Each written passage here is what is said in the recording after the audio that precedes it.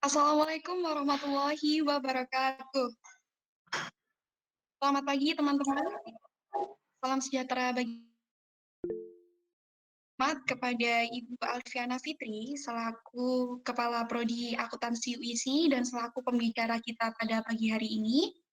Pertama-tama marilah kita panjatkan puja dan puji syukur sehingga kita dapat bergabung di dalam acara pada pagi hari ini, yaitu webinar series belajar bareng UISI untuk topik Prodi Akuntansi. Selanjutnya saya mulai saja. Untuk teman-teman, silahkan rules-nya.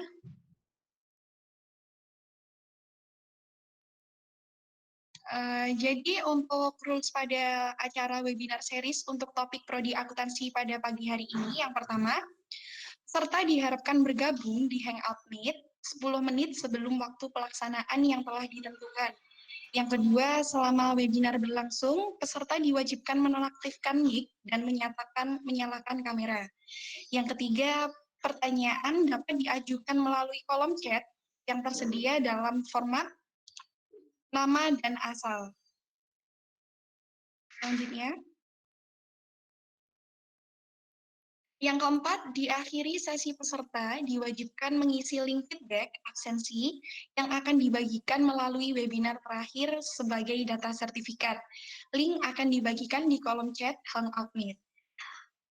Mohon jangan meninggalkan Hangout Meet sebelum acara berakhir karena link feedback sekaligus absensi tidak dibagikan di grup WA maupun chat personal. Yang kelima, peserta yang ingin mendapatkan sertifikat wajib mengikuti minimal 3 topik webinar. Link e-sertif akan dibagikan di grup WA setelah webinar series berakhir.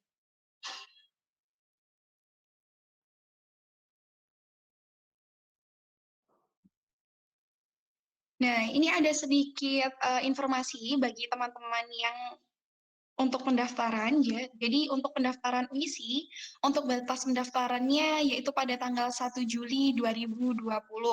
Untuk beasiswa APERTI BUMN sendiri bisa untuk lengkapnya uisi.ac.id.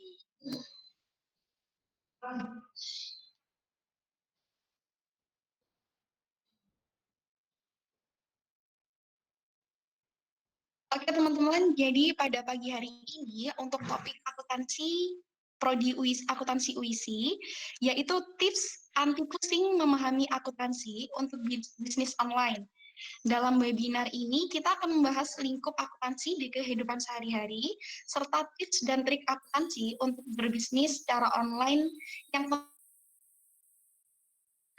saya persilahkan kepada Ibu Alfiana Fitri selaku pembicara pada webinar series topik akuntansi UISI untuk menyampaikan materinya pada pagi hari ini. Silakan Bu Ana.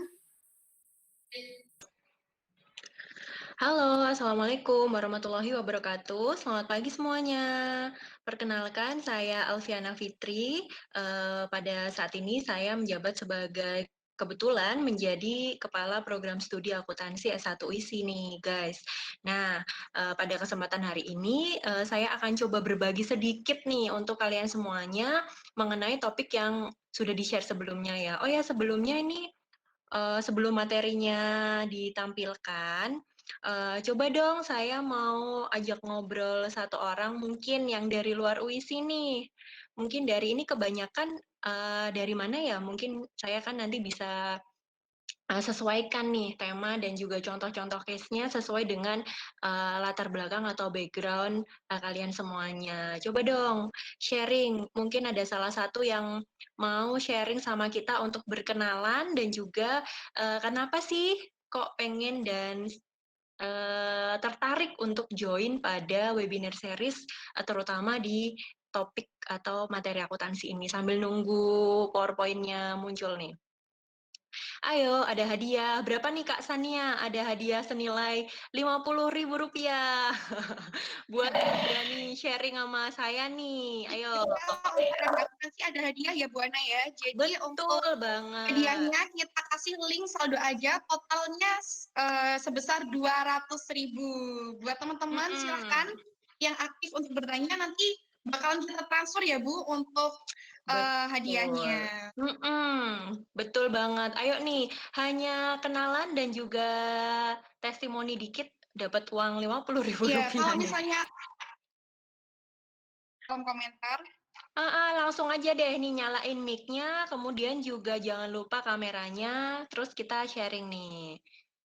Halo, ada siapa nih yang berani sharing nih? Ayo Bisa silahkan. dinyalakan mic-nya. Boleh langsung dinyalakan mic-nya. Saya masih tungguin kesempatan Rp50.000-nya.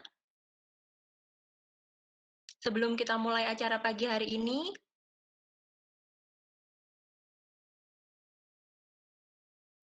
yang dari luar UISI mungkin nih. Kalau yang dari UISI nih udah sering nih dapat. Ya, Udah dapat sering hadiah ya banget Bu ya. karena UISI alhamdulillah kita udah sering ngadain webinar ya Sania ya. Jadi Ya, dalam webinar tersebut nih walaupun mahasiswa kalau misalnya webinar seriesnya itu dari kuliah tamu juga kemungkinan besar untuk mendapat hadiah nih, karena menjadi penanya terbaik itu banyak. Ayo silahkan on mic. ya bisa on mic up ya. Mm-mm. Mungkin ini ada nih Ibu Ratnawati Puji ya Ibu ya? Ibu mumpung udah on mic nih, sekalian kenalan yuk Bu. Oke, Assalamualaikum warahmatullahi wabarakatuh. Waalaikumsalam warahmatullahi wabarakatuh. Alhamdulillah, makasih karena sudah diberikan kesempatan untuk gabung belajar bersama WISI.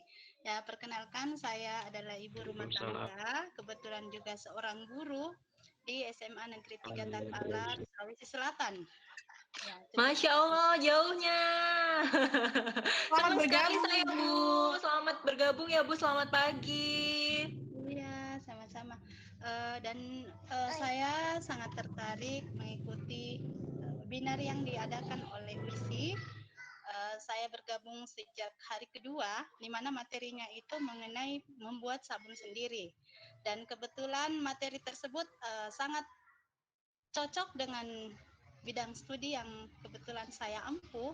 Kebetulan saya mengajar kimia di SMA. Ya, ya alhamdulillah sangat tertarik sekali dengan topik-topik yang dibahas oleh UISI. Dan hari ini mengenai akuntansi, meskipun itu jauh dari latar belakang pendidikan saya, tapi saya tetap ingin mengikutinya. Kenapa? Karena setidaknya saya mendapatkan pengetahuan bagaimana.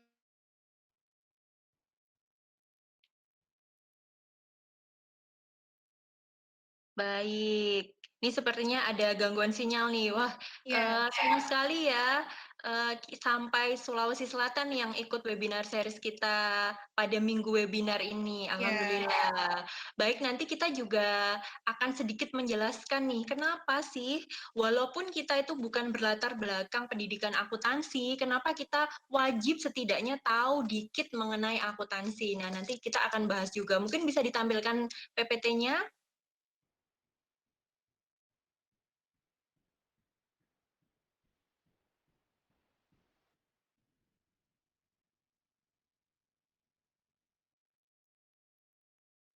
Siap, next. Nah, ini selamat berkenalan dengan program studi S1 Akuntansi UISI nih, Bapak Ibu dan juga adik-adik SMA maupun teman-teman mahasiswa yang berkuliah di UISI maupun di luar UISI.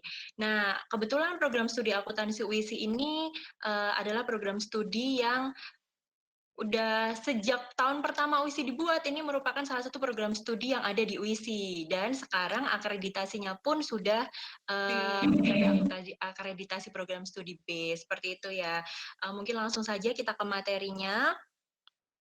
Next. Nah, beberapa prestasi mungkin nanti bisa langsung dilihat nih guys. Jadi kami juga di program studi S1 Akuntansi UISI banyak sekali prestasi yang sudah dicapai oleh mahasiswanya. Selain itu, karena akuntansi itu termasuk jurusan yang aplikatif Paling sekali. diminati kan? Betul, yang sangat diminati dan bahkan dari korporasi atau institusi itu dari yang besar maupun kecil, korporasi dari yang besar, pabrik, sampai dengan yang kecil semuanya itu pasti membutuhkan lulusan akuntansi ya, karena tidak bisa dipungkiri nih bahwa di setiap korporasi atau institusi pasti membutuhkan seseorang yang bisa mencatat atau membuat laporan keuangan.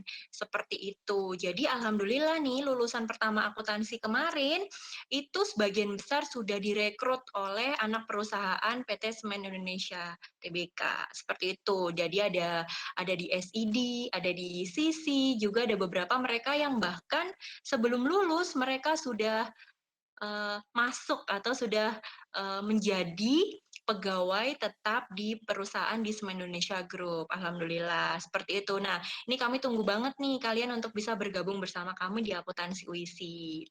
Next, kita langsung masuk ke materinya. Pada hari ini, saya akan mungkin yang berlatar belakang IPS nih mungkin udah nggak asing lagi ya dengan topik untuk membuat laporan keuangan akuntansi gitu ya, karena memang learning outcome atau tujuannya. Oh iya, Anji, Ibu tidak Iya, apa-apa. Bu. Iya. Yes.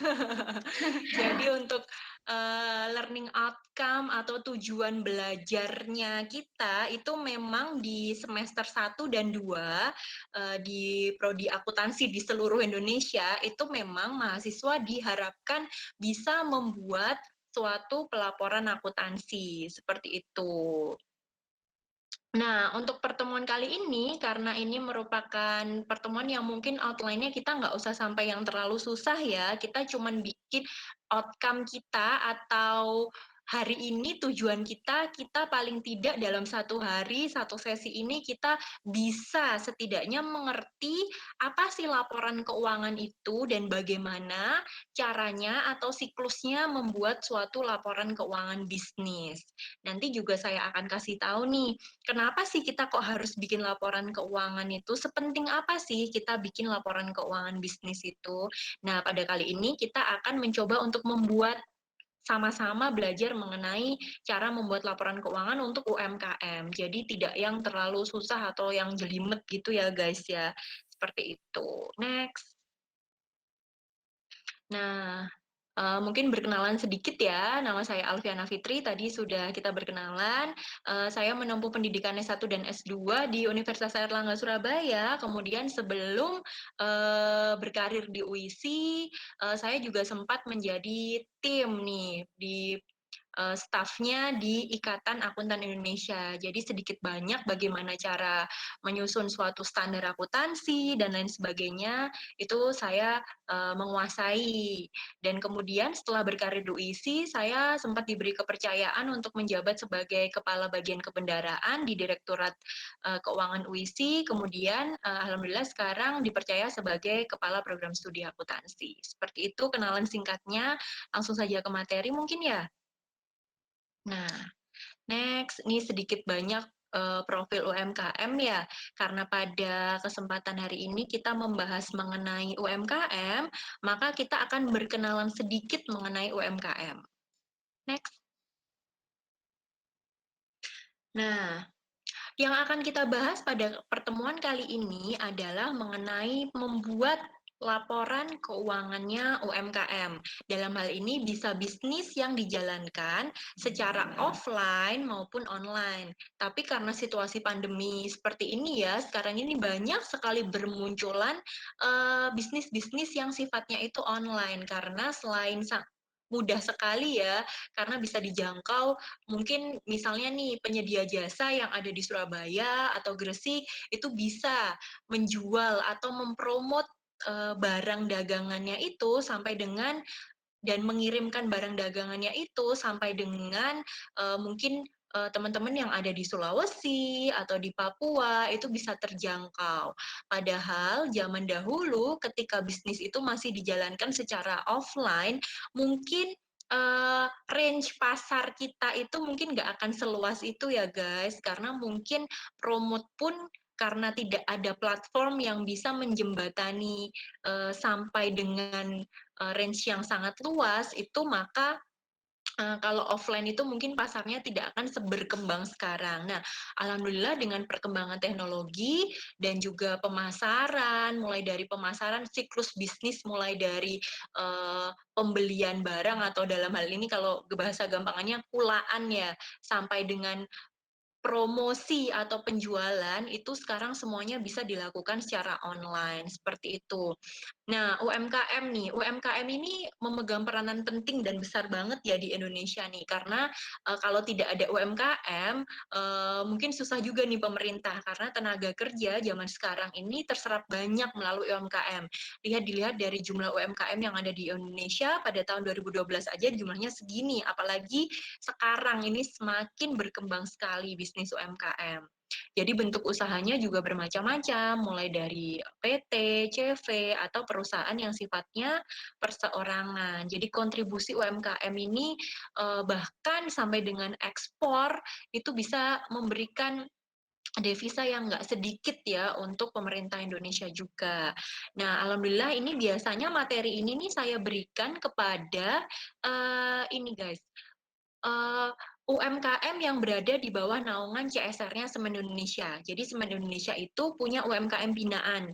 Nah, setiap tahunnya kami dari Prodi Akuntansi UISI itu membina UMKM tersebut. Jadi, supaya UMKM tersebut itu bankable. Caranya gimana? Caranya mereka harus punya, laporan keuangan kan. Dan kami dari tim akuntansi UISI ini, membantu para, eee UMKM itu untuk bisa, lebih bankable seperti itu. Next. Nah, ini sama ya seperti yang, tabel sebelumnya mengenai pelaku UMKM yang ada di Indonesia. Jadi, UMKM itu ada beberapa jenis, ada yang jenisnya mikro, kecil, menengah, sampai dengan besar. Nah, usaha mikro ini yang paling banyak yang ada di Indonesia. Jadi dipastikan pemerintah juga bahkan setiap kabupaten atau kota yang ada di Indonesia pasti punya nih dinas yang mengurusi mengenai UMKM karena memang segitu signifikannya ekonomi yang ditopang sama UMKM ini dan segitu banyaknya dan besarnya jumlah pelaku UMKM di setiap kota atau kabupaten di seluruh Indonesia.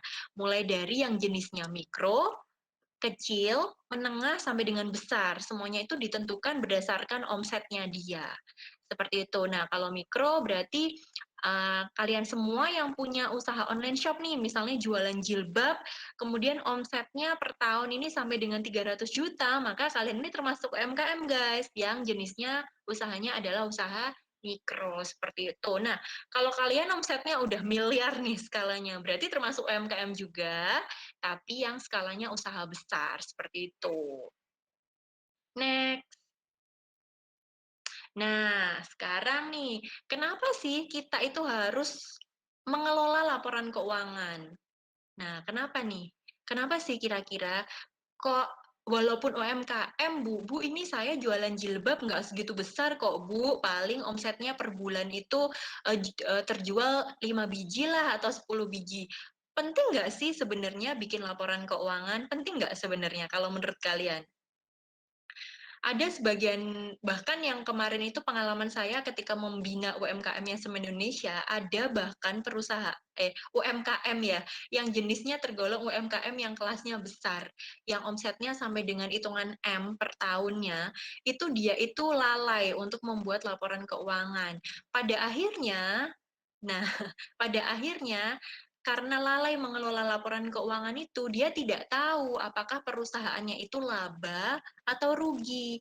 Sehingga, di tahun-tahun mendatangnya, di tahun keempat kalau nggak salah itu, beliau bercerita bahwa akhirnya karena tidak tahu berapa rugi ataupun labanya, akhirnya dan juga tercampur antara keuangan antara pribadi dan juga keuangan, UMKM atau perusahaannya itu, akhirnya perusahaan mengalami kemunduran sedikit demi sedikit. Jadi, kalau misalnya kita tidak tahu bagaimana kondisi perusahaan kita, kondisi, UMKM kita, akhirnya kita tidak bisa menentukan apa yang harus kita lakukan setelahnya gitu guys. Jadi tidak membuat atau mencatat laporan keuangan itu bagaikan bom waktu ya kalau menurut saya, karena walaupun di awal itu terlihat baik-baik saja, pasti nanti lama-kelamaan akan meledos gitu ya, akan meletus sendiri suatu case atau musibah yang mungkin tidak kita sadari karena kita tidak tahu bagaimana sebetulnya kondisi perusahaan yang sedang kita pegang, seperti itu.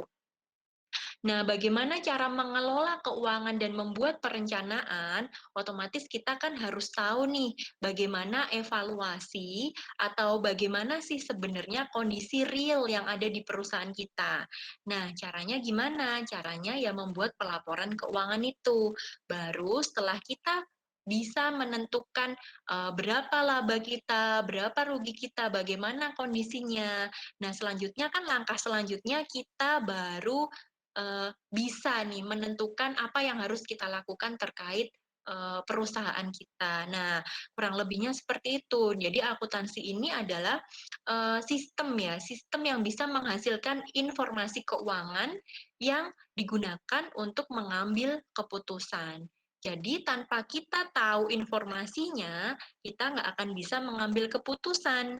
Nah, bagaimana cara kita tahu informasinya? Maka kita harus mengelola dan mencatat dan juga membuat suatu pelaporan keuangan. Nah, Bu, saya harus bikin suatu laporan keuangan itu ketika apa sih? Ketika perusahaan saya kayak gimana? Ya pokoknya ketika kita semuanya masih menggunakan uang sebagai alat tukar kita, menggunakan uang untuk bertransaksi dalam bisnis kita, maka hukumnya adalah wajib untuk membuat laporan keuangan.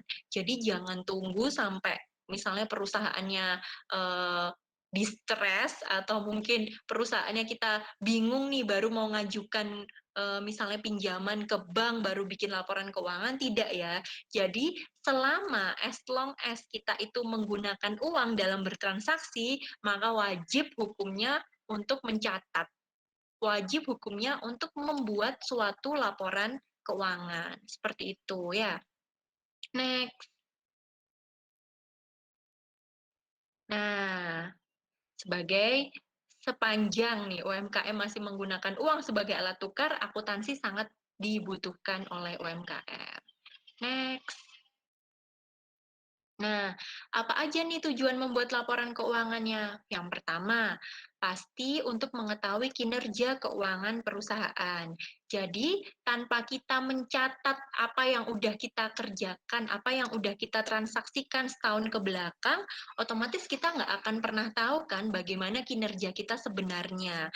Mungkin kita merasa baik-baik saja, tapi ternyata menurut data nih yang udah kita buat, ternyata ada penurunan penjualan nih di bulan Februari. Oh, ternyata jumlah aset saya menurun terus.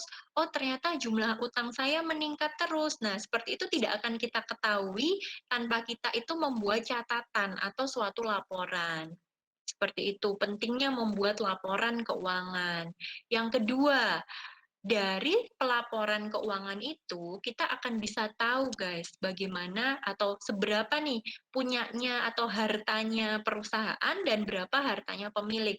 Jadi seringkali UMKM yang masih kecil ya mungkin ya, termasuk yang kayak warung-warung kecil gitu, itu kan termasuk UMKM juga ya. Kadang tuh kayak teman saya, tetangga saya itu punya warung nih misalnya. Terus misalnya anaknya minta uang nih mau buat jajan. Bu, sangu ya buat sekolah. Oh iya, ambil aja di laci. Nah, seperti itu kadang kan kita lupa untuk mencatat ya. Nah, dari situ kita nanti nggak akan bisa milih nih dan memilah uangnya warung itu berapa, uangnya kita sendiri itu berapa. Nah, seperti itu. Maka kita wajib nih untuk memilah dan memilih dan juga mencatat. Walaupun mungkin itu kita sebagai pemilik emang nggak boleh Bu ngambil uangnya warung. Kita kan yang menjalankan bisnis memang untuk dapat uang. Boleh, boleh sekali asal kita mencatat. Seperti itu. Jadi semuanya itu balik lagi sebenarnya keywordnya itu cuma nyatet aja ya, mencatat aja.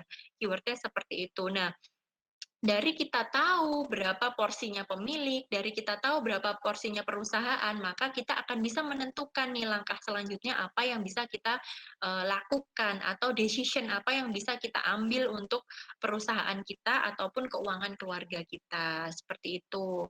Kemudian salah satu tujuannya lagi adalah mengetahui posisi dana, sumber maupun penggunaannya. Nah, dari laporan keuangan kita akan tahu nih uang hasil jualan kita itu dapatnya dari mana?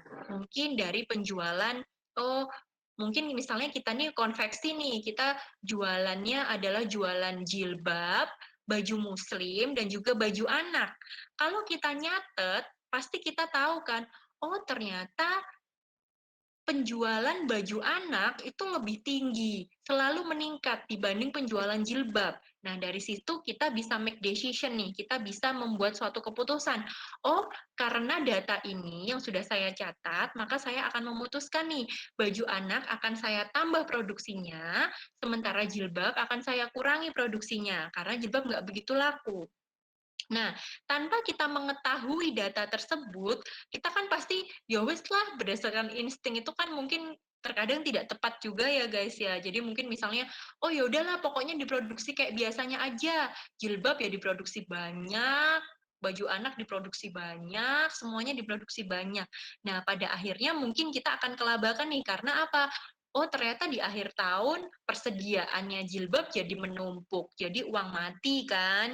Kemudian baju anak ternyata laku keras sementara kita nggak siapin produksinya sehingga terjadi kekurangan. Jadi misalnya permintaannya banyak tapi jumlah persediaannya sedikit. Akhirnya kita nggak mendapatkan uang yang seharusnya kita peroleh.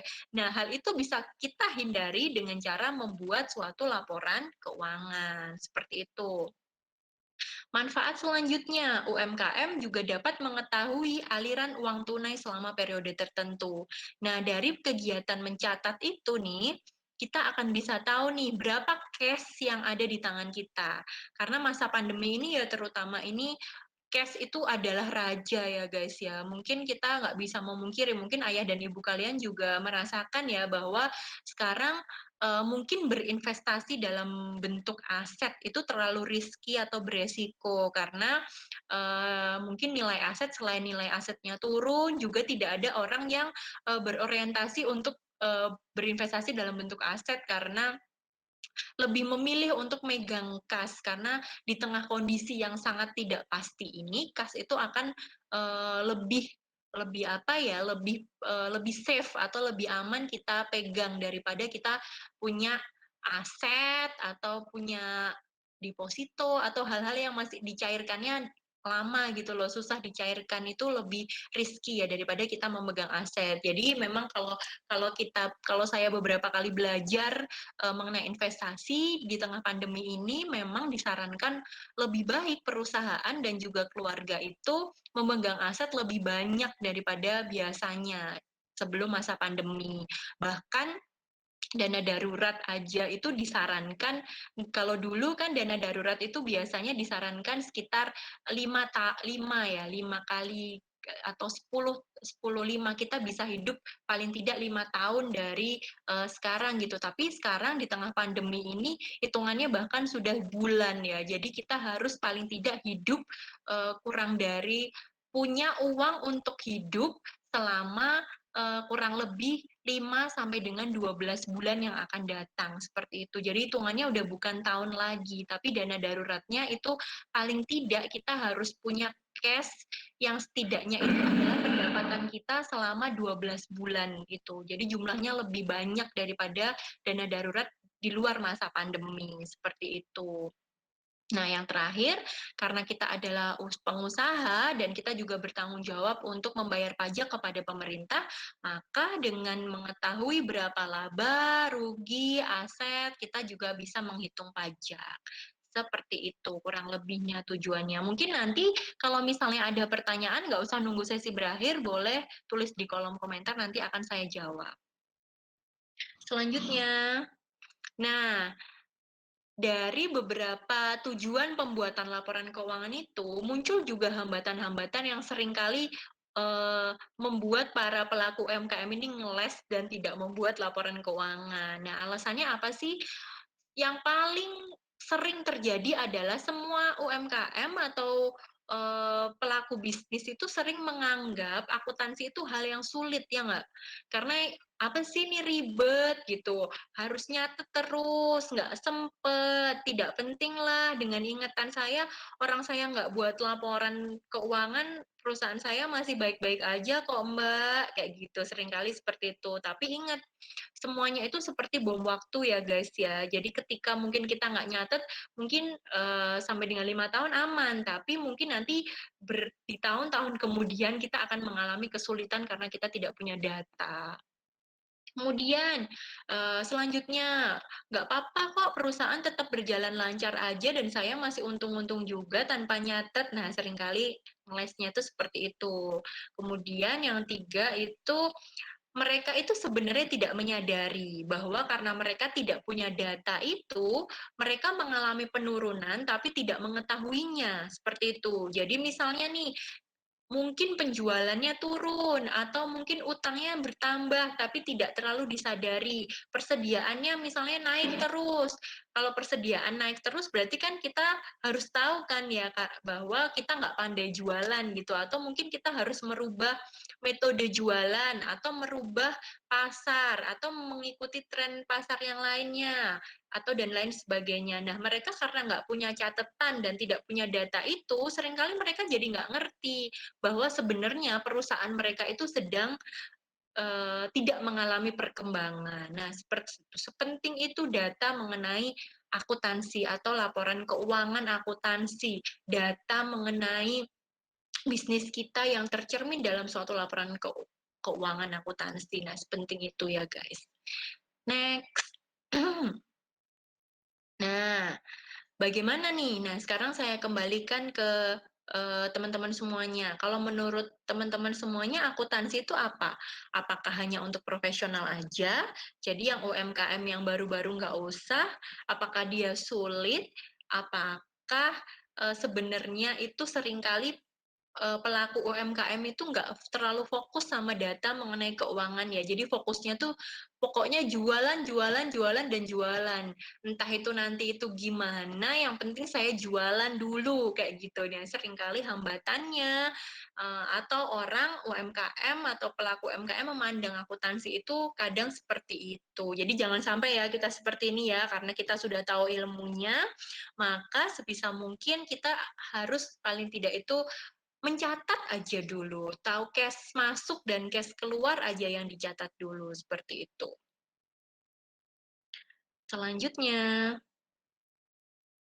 nah, ini yang sering banget terjadi ketika kami dari tim akuntansi itu memberikan pengetahuan mengenai laporan keuangan ke UMKM. Misalnya ditanyain, Bu, Ibu keuntungan usaha tahun ini berapa?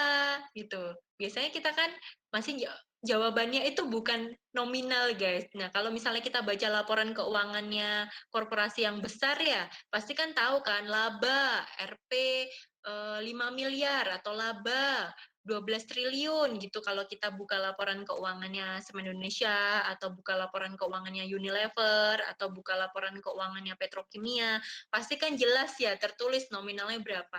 Tapi seringkali kalau kami itu nanya nih ke pelaku UMKM, Bu, berapa nih labanya tahun ini? Aduh, nggak tahu ya Mbak ya.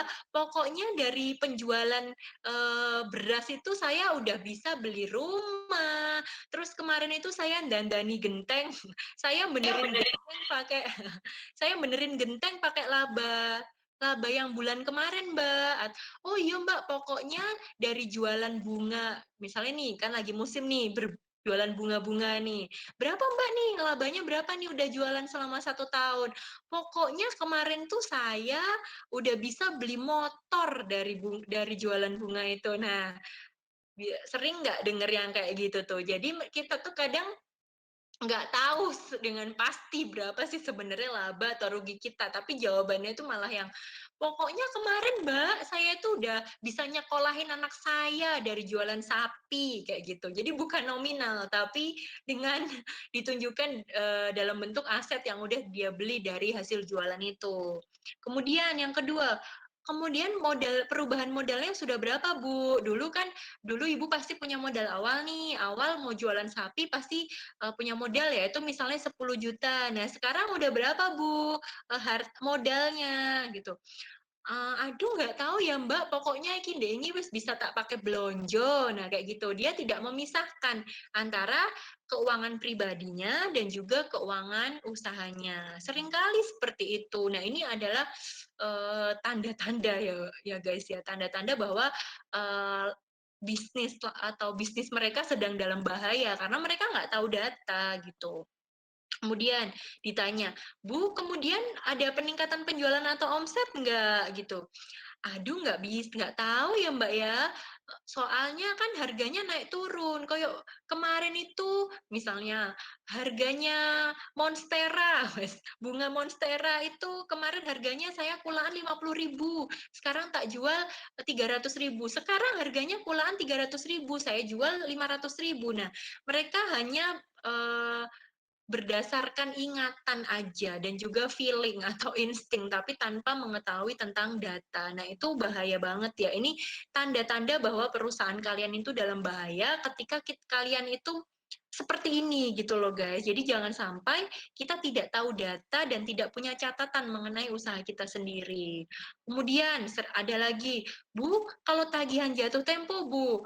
Aduh, pokoknya wingi lah nggak salah. Kalau nggak salah kemarin itu yang utang ke warung saya, Bu ini utang 100.000, Bu ini beli beras belum bayar kurang 50.000. Nah, sering sekali saya itu masih membina UKM yang seperti itu. Bahkan catatan utang dan piutang dia itu nggak punya gitu loh. Nah, kalau utang nggak apa-apa ya Bu ya. Kayaknya kalau kita lupa sama utang, nauzubillah min dzalik. Tapi kalau lupa sama piutang, nah gimana tuh? Kita kan juga rugi sendiri ya, seperti itu. Jadi ketika kalian itu punya usaha dan kalian punya kondisi yang seperti saya sebutkan ini, berarti ketahuilah nih guys, bahwa kondisi bisnis kalian ini bahaya. Karena kalian nggak punya data mengenai apapun dalam bisnis kalian. Jadi jangan sampai ya gitu. Makanya kita hari ini harus belajar nih.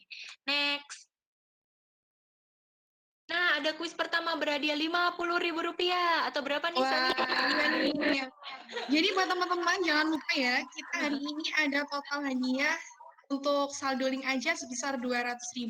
Jadi buat teman-teman yang mau jawab kuisnya, silahkan bisa on mic ya Bu ya.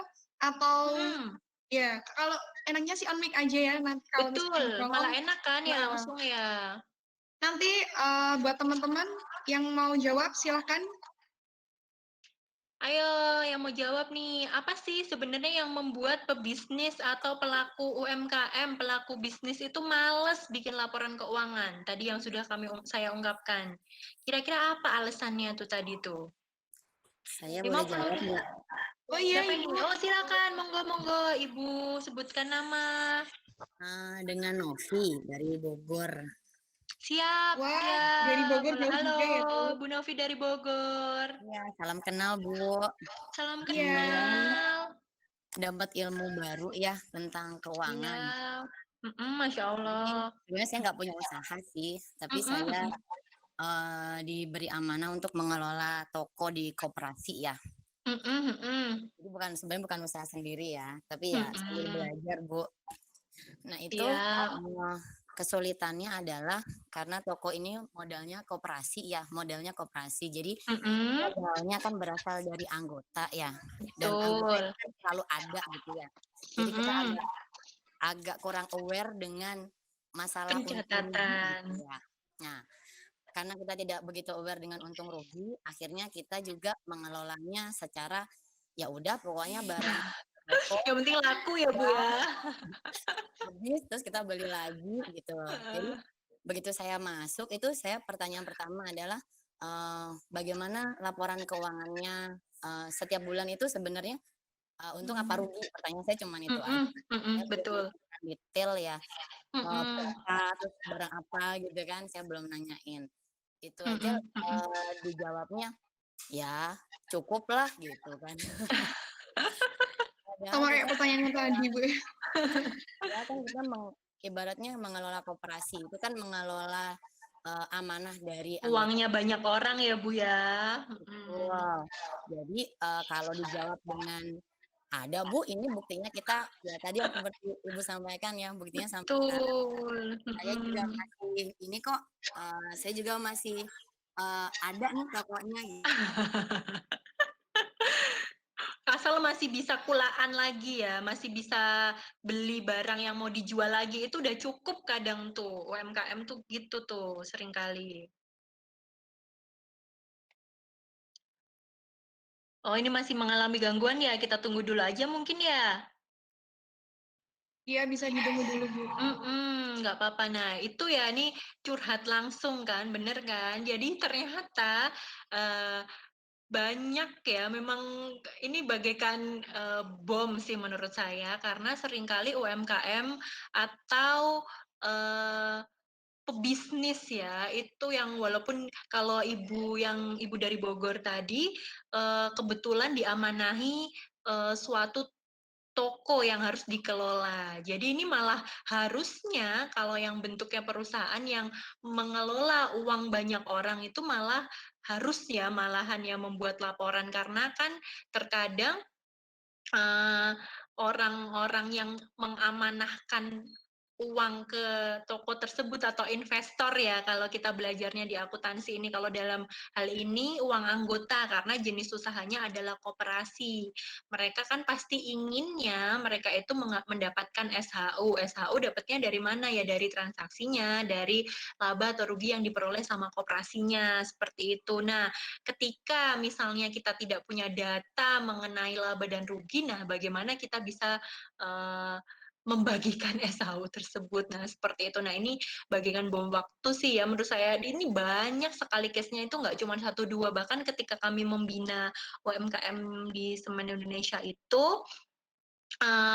ya itu tadi, nggak cuman perusahaan yang skalanya mikro aja ya, bahkan ada yang skalanya besar itu bahkan dia bisa rugi sampai hitungannya M loh ya Bapak Ibu ya, hitungannya M itu beliau itu kebetulan punya usaha jilbab, konveksi jilbab rumahan, tapi kebetulan bisa ekspor sampai ke Middle East, jadi sampai ke kayak Sudan, kemudian kayak Arab gitu untuk oleh-oleh haji, tapi diekspor. Nah, karena beliau itu terlalu fokus dengan penjualan, pemasaran, jadi beliau itu lalai dengan pelaporan sehingga pada saat bom meletus itu betul, jadi ruginya bisa sampai hitungan 2 miliar kalau nggak salah kemarin waktu kami coba untuk bantu ya seperti itu. Nah, selamat Ibu siapa ya tadi Sania ya dari Bogor. Untuk Ibu Novi, Ibu.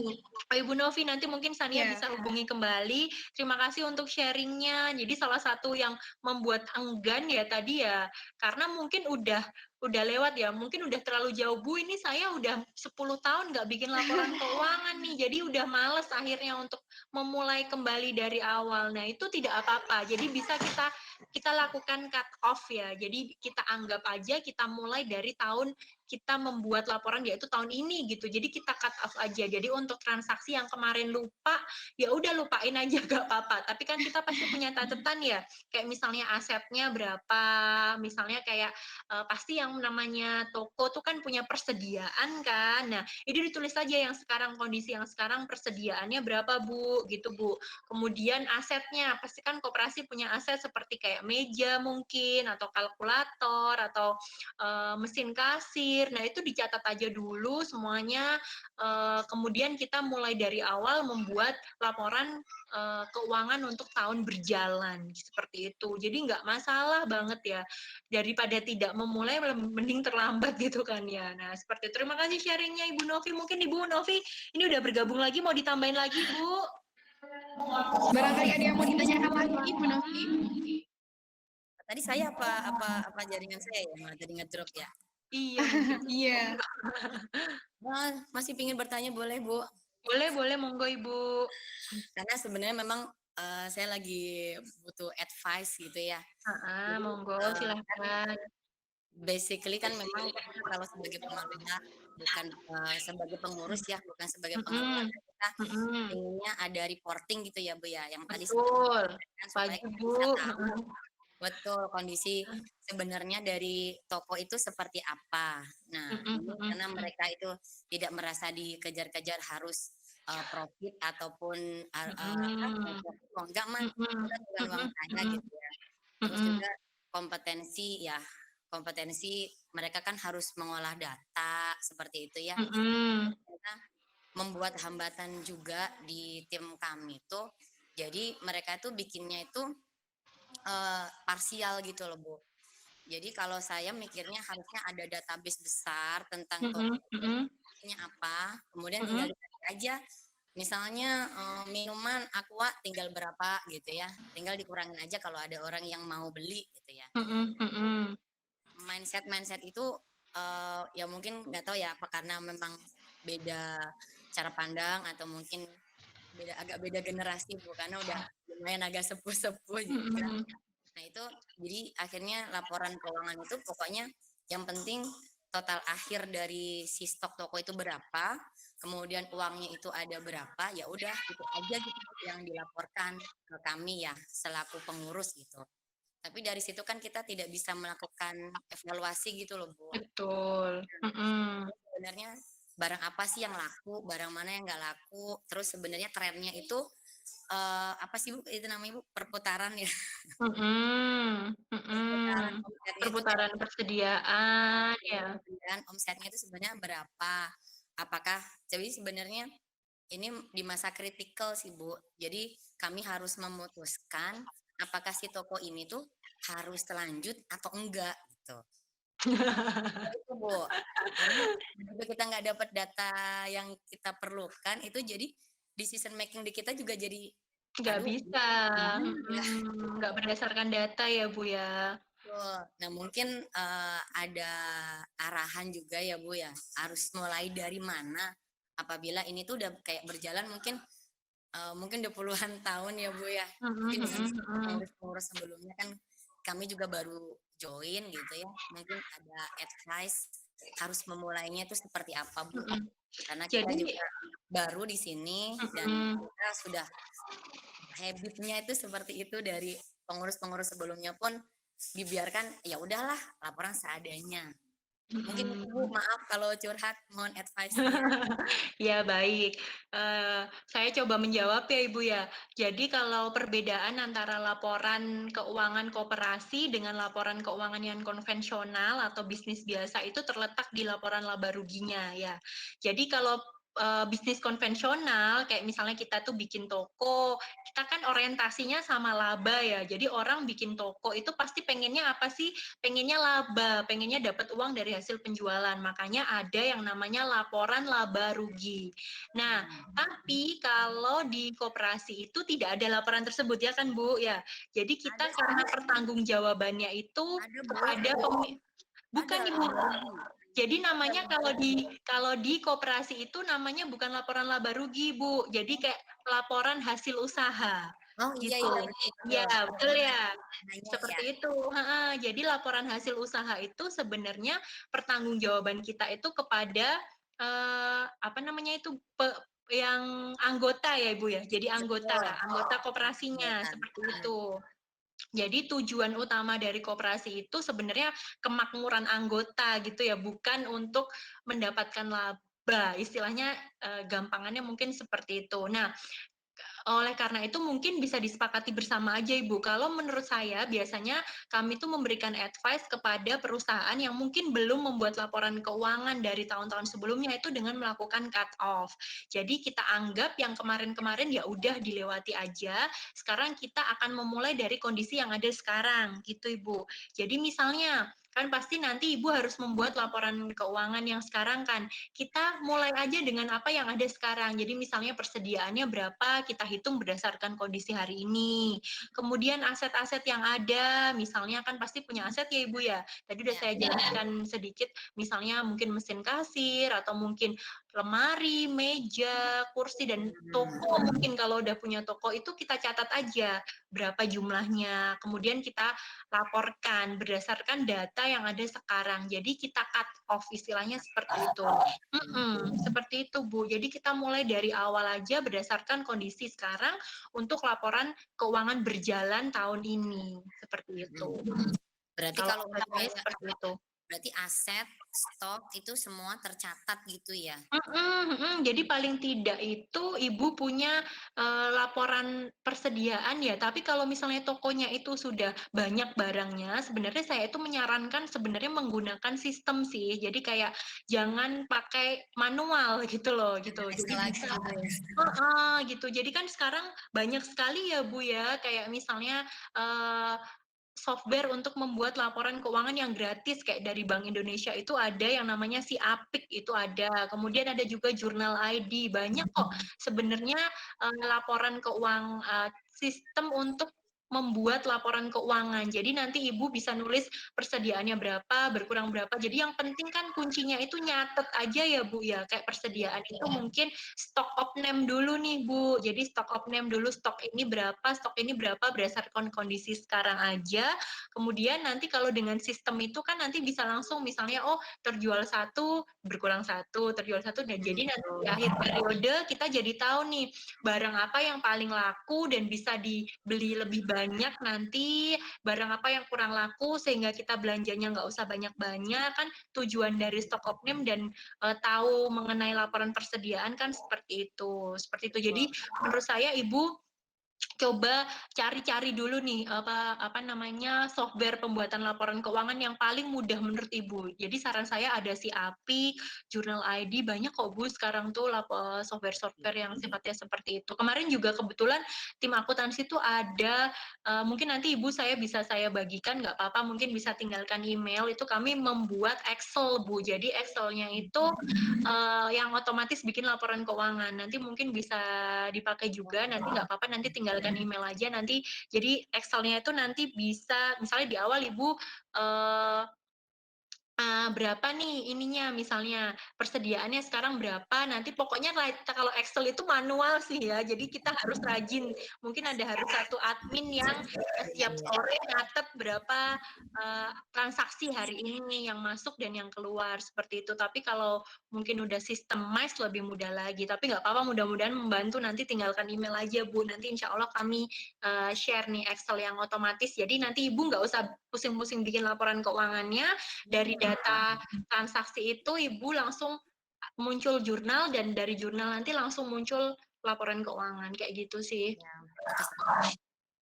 Oh iya, sama-sama Ibu. Semoga membantu dan semoga koperasinya makin maju dan nggak jadi nggak jadi tutup. Emang sekali ya, karena kan koperasi itu kalau untuk skala kecil ya, apalagi sekarang kan bahkan perusahaan atau korporasi aja pasti punya koperasi karyawan ya, karena tujuannya memang memajukan si karyawannya itu sendiri kan, memajukan anggotanya. Itu bagus banget itu kalau dikelola dengan baik, insya Allah. Semangat Ibu untuk mengelola koperasinya. Mungkin kita lanjutkan aja ya. Kita lanjutkan. Ya, jangan lupa untuk Ibu Novi tadi silahkan meninggalkan email ya Ibu Ana ya. Di kolom komentar juga bisa Ibu meninggalkan emailnya. Oke, next.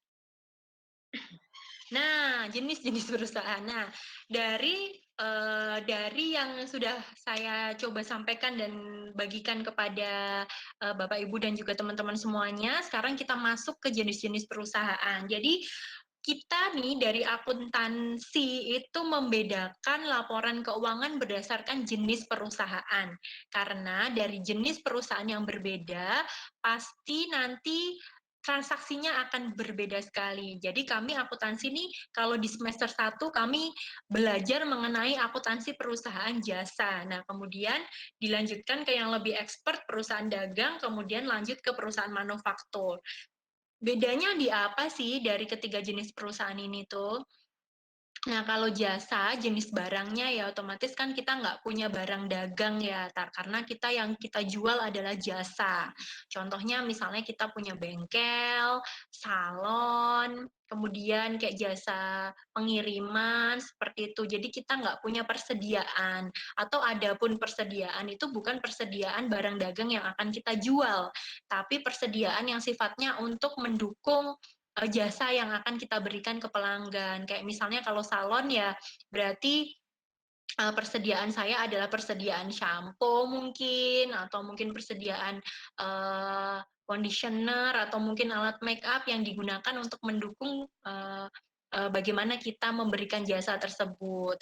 Nah, kalau perusahaan dagang berarti kita punya persediaan barang dagang, kayak misalnya toko nih, toko kelontong gitu ya misalnya, otomatis kita pasti punya persediaan. Persediaan itu dalam hal ini adalah persediaan yang akan dijual ya Bapak Ibu dan juga teman-teman semuanya. Seperti misalnya kita misalnya jualan beras ya kita punya persediaan beras, gula, susu atau apapun yang dijual. Nah, bedanya apa perusahaan dagang dengan perusahaan manufaktur? Nah, kalau perusahaan dagang kita mendapatkan persediaan itu dengan cara membeli ya kan. Jadi dari kulaan, membeli dari pihak sebelumnya atau penjual yang sebelumnya gitu. Nah, kalau manufaktur berarti kita membuat sendiri barang yang akan kita jual. Jadi jenis persediaannya itu berbeda dengan perusahaan dagang. Kalau perusahaan dagang kita cuma punya barang jadi, persediaan barang jadi aja, tapi kalau perusahaan manufaktur berarti kita punya persediaan bahan mentah, persediaan barang setengah jadi dan juga persediaan yang barang jadi itu. Kayak misalnya saya misalnya jualan jilbab tapi saya bikin sendiri jilbabnya, maka di laporan keuangan saya berarti saya punya stok stok kain atau bahan mentah yang akan menjadi jilbab, stok barang setengah jadi, misalnya jilbab yang belum selesai pengerjaannya, itu kan termasuk juga kekayaan saya kan, seperti itu. Dan yang terakhir itu stok jilbab yang sudah jadi dan siap jual. Jadi itu perbedaannya antara perusahaan jasa, dagang, dan manufaktur. Nah, pada kesempatan kali ini saya coba untuk memberi case mengenai perusahaan jasa dulu ya, yang paling sederhana karena tidak terlalu rumit. Tapi sebenarnya transaksinya nggak akan jauh berbeda kok. Next. Nah, kita akan masuk ke pembukuan sederhana UKM. Next. Nah, jujur nih, siapa yo yang masih mencatat dalam bentuk seperti ini. Jadi cuman berdasarkan oret-oretan ini nyata ya Bapak Ibu ya. Ini benar-benar kami dapatkan dari apa namanya UKM yang kami bina. Jadi Bu, kami kan melakukan pembinaan nih dan melakukan pengecekan secara rutin apakah UMKM tersebut sudah mencatat laporan keuangan secara baik gitu. Kemudian Bu bisa minta tolong catatan akuntansinya. Ya ini Mbak, jadi catatan yang ditunjukkan itu bukan suatu pelaporan akuntansi tapi berupa catatan yang seperti ini. Tapi ini udah mending loh ya, maksudnya ini dia kebetulan usahanya dalam bentuk kayak jualan sosis itu loh Bapak Ibu ya, kayak apa namanya jualan gorengan-gorengan seperti itu. Nah, ini masih mending karena dia mencatat penjualan dan juga kulaan berapa, dijual berapa. Ini mending banget daripada tidak melakukan sama sekali. Otomatis kan ibu ini dia itu masih setidaknya itu menyimpan nota-nota dan juga bukti-bukti transaksi.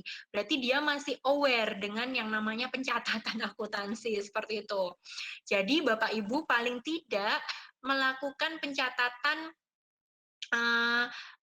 kas masuk dan kas keluar aja dulu. Nah, seperti itu aja kalau misalnya masih sulit untuk menjalankan pelaporan yang sampai dengan neraca, laporan laba rugi itu bisa dicontoh yang kas masuk dan kas keluar aja. Nah, ini sedikit dirapikan aja, ini udah bagus banget ini. Next. Nah, prinsip akuntansi nih ya. Jadi kita semuanya pasti ini teman-teman mahasiswa juga tahu bahwa yang namanya akuntansi itu dilarang mencampur antara keuangan pribadi dan usaha. Jadi karena kita nggak akan bisa memastikan apakah nanti perusahaan kita berkembang atau enggak karena dikit-dikit diambil dan tanpa dicatat itu nggak boleh sekali ya. Jadi misalnya nih, saya punya salon, kemudian saya mengambil misalnya, saya punya salon namanya salon cantik gitu misalnya. Kemudian ada transaksi. Ana mengambil uang 1 juta dari kas salon untuk membeli persediaan shampoo. Nah, hal itu boleh dikategorikan sebagai transaksi perusahaan atau bukan? Kira-kira. Boleh nggak? Boleh ya. Kemudian ada contoh lagi, misalnya Ana mengambil kas dari salon senilai 500.000 untuk membayar sekolah anak. Boleh nggak kita catat di laporan keuangannya perusahaan? Kira-kira Bapak Ibu, teman-teman, boleh nggak? Misalnya nih, saya mau bikin laporan keuangannya salon. Saya punya salon, namanya Salon Cantik. Kemudian ada transaksi sekarang nih tanggal berapa? Tanggal 26 Juni. Saya ngambil kas salon sebesar 1 juta untuk membeli persediaan shampoo, conditioner, dan juga bahan-bahan make up. Boleh nggak dicatat di laporan keuangan salon? Boleh. Kemudian, Ana mengambil kas salon sebesar misalnya berapa ya? 500.000 untuk membeli sisir yang digunakan untuk salon. Boleh? Boleh. Jadi itu harus dicatat di laporan keuangannya salon. Tapi kalau misalnya transaksinya, Ana mengambil uang dari kas salon senilai 300.000 untuk beli susu anak. Boleh nggak dicatat di kas salon, di laporan keuangannya salon? Nggak boleh ya. Jadi yang pertama, kita harus belajar untuk membedakan antara transaksi yang boleh dan tidak boleh dicatat di laporan keuangan usaha kita. Seperti itu. Jadi kalau transaksinya itu sifatnya pribadi, itu tidak dimasukkan dalam transaksi yang ada di salon. Jadi nggak akan merubah laporan keuangannya salon, karena itu transaksinya jenisnya pribadi. Tapi saya boleh mengambil uang dari salon asal saya catat sebagai prive atau mengambil uang dari salon seperti itu. Itu boleh. Tapi transaksinya harus dibedakan antara transaksi pribadi dan transaksi usaha. Tidak boleh dicampur. Jadi yang pertama dilakukan ketika kita punya usaha adalah memisahkan dompet pribadi dan dompet usaha. Seperti itu ya Bapak Ibu. Kemudian next. Nah, ini adalah persamaan dasar akuntansi. Kita udah mulai masuk ke bagaimana cara kita membuat laporan nih ya. Jadi persamaan dasar atau pertama kali yang harus kita tanamkan adalah persamaan dasar akuntansi ini, bahwa harta adalah sama dengan modal. Harta itu apa sih? Harta itu kekayaan yang kita miliki. Nah, modal itu adalah klaim atau hak kita atas kekayaan tersebut. Persamaan dasar akuntansi adalah harta sama dengan modal. Jadi misalnya saya mau membuka salon, saya dikasih suami saya uang 10 juta. Wes, Bu, ini silahkan, ayo kamu mulai usaha, mungkin buka salon. Oke, Pak. Nah, modal saya 10 juta itu saya belikan cermin, kemudian hair dryer, kemudian bahan-bahan lainnya semuanya, meja, kursi, cermin, roll rambut, alat pelurus, semuanya totalnya 10 juta.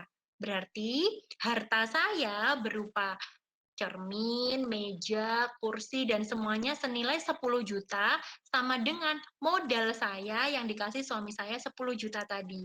Paham ya? Berarti ini yang pertama harus kita ingat dalam pikiran kita adalah ini, bahwa harta adalah sama dengan modal. Modal saya 10 juta, saya belikan peralatan persediaan untuk membangun salon tadi senilai 10 juta. Berarti kekayaan saya adalah senilai 10 juta sama dengan modal saya senilai 10 juta. Next.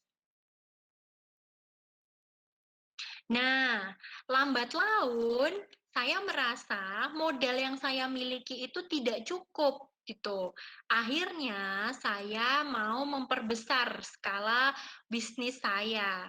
Jadi modalnya nggak cuma dari saya pribadi, dari suami saya pribadi, tapi saya ingin punya harta atau kekayaan yang lebih banyak yang modalnya itu berasal dari orang lain. Dalam hari ini kreditur, maka saya mau utang nih. Utangnya misalnya ke koperasinya Bu Novi yang ada di Bogor tadi. Jadi sekarang modal saya adalah 10 juta yang berasal dari saya pribadi, dari suami saya, ditambah misalnya saya mau pinjem 5 juta dari koperasinya Bu Novi. Jadi sekarang modal saya adalah modal pribadi 10 juta, modal dari kreditur atau orang yang ngutangi saya, koperasi yang ngutangi saya 5 juta. Yang saya belikan dalam bentuk misalnya saya nyewa ruko yang lebih luas. Jadi sekarang harta saya adalah 15 juta. Seperti itu.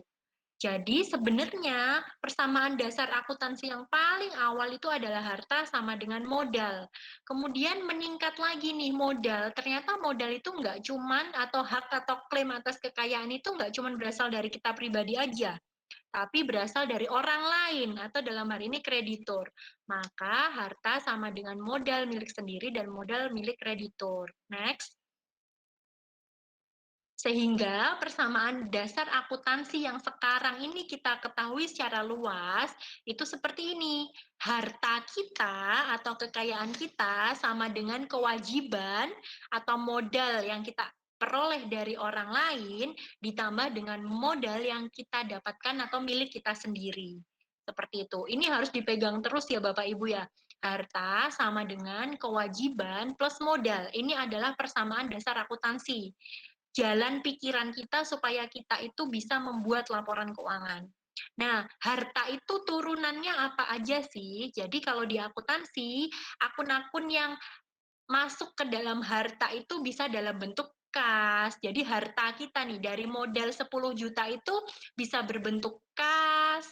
Misalnya modal saya 10 juta tadi kan, dalam bentuk kas 1 juta, dalam bentuk persediaan sampo, conditioner 2 juta, dalam bentuk perlengkapan misalnya kertas-kertas nota, penghapus, pensil dan sebagainya 500.000. 10 juta itu dalam bentuk piutang atau orang yang utang sama saya itu misalnya 2 juta karena ada orang yang potong rambut ke saya belum bayar gitu. Makanya saya punya uang di orang lain namanya piutang.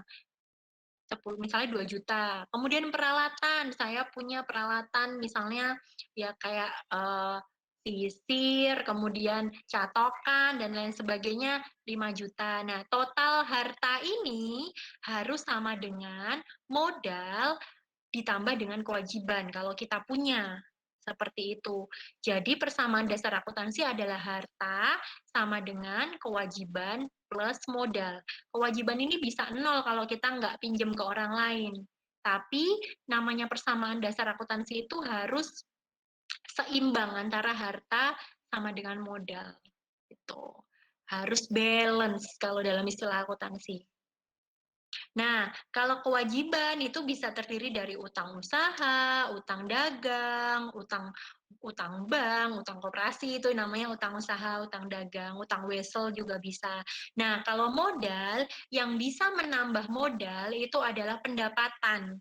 Jadi kalau kita memperoleh uang dari hasil kerja kita, bisnis kita, itu pendapatan kita bertambah, modal kita bertambah. Sementara yang mengurangi modal itu adalah beban. Nah, contoh beban itu adalah kalau kita mengeluarkan uang untuk sesuatu yang bisa kita rasakan manfaatnya, tapi tidak bisa kita miliki bentuknya. Contoh beban ya Bapak Ibu itu contohnya misalnya beban listrik, beban gaji, nah itu termasuk beban, contoh biaya atau beban. Kalau misalnya saya mengeluarkan uang senilai 500.000 untuk beli cermin. Berarti kan saya uang saya atau kas saya berkurang, tapi saya punya sesuatu yang namanya cermin gitu kan. Nah, kalau beban itu saya mengeluarkan uang, tapi saya nggak dapat barangnya. Misalnya, saya bayar listrik senilai 500.000 per bulan. Nah, kas saya berkurang untuk bayar listrik, tapi saya nggak dapat apa-apa nih, nggak dapat barang apa-apa, tapi saya bisa merasakan manfaat listrik. Itu namanya beban. beban listrik, beban gaji, ya nggak? Kalau kita kan, kalau beban gaji kita bayari orang, pegawai kita dalam bentuk gaji, kita merasakan manfaatnya, yaitu bantuan dari orang-orang tersebut atau pegawai kita, tapi kita nggak bisa memiliki sesuatunya. Kayak kalau kita lagi beli mobil, kan, kas kita berkurang sih, tapi gantinya adalah mobil. Tapi kalau beban, kas kita berkurang, tapi kita nggak dapat apa-apa, tapi kita cuma bisa merasakan manfaatnya. Itu namanya beban. Seperti itu. Langsung kita masuk ke contoh aja ya, supaya nggak bingung ya. Next. Oh ya, ini nih. Jadi ini kalau saya persamaan matematika nih ya, supaya mudah nanti kita membuat laporan laba rugi, maka karena beban itu sifatnya ngurangin modal, maka bebannya akan saya tarik ke sebelah sisi sebelah kanan, sebelah harta. Jadi nanti persamaannya jadi kayak gini nih. Jadi awalnya persamaan dasar kan harta sama dengan kewajiban plus modal. Modal itu isinya adalah yang menambah modal pendapatan, yang mengurangi modal beban. Jadi sekarang saya breakdown. Ini pendapatannya di sini, bebannya di sini. Gitu ya, paham ya sampai di sini Bapak Ibu? Next ya, oke. Nah, kalau yang ini rumus persamaan dasar, ini yang lebih expert lagi nih. Ini nanti kita belajar lagi setelah kita menguasai aja ya. Intinya ada apa namanya, karena berangkat dari persamaan dasar akuntansi itu, maka ini adalah yang debit dan kredit. Jadi debit itu adalah sisi kanan, kredit itu adalah sisi kiri. Kalau aset atau harta ketika bertambah dia di debit, ketika berkurang dia di kredit. Ini nanti aja ya kali ya. Kita langsung next saja ya. Nah, ada yang bisa jawab ini untuk 50.000 berikutnya? Coba sebutkan persamaan dasar akuntansi. Apa tadi persamaan dasar akuntansi? Yang Ayo buat sederhana. teman-teman ya yang mau atau yang mau jawab silahkan unmute.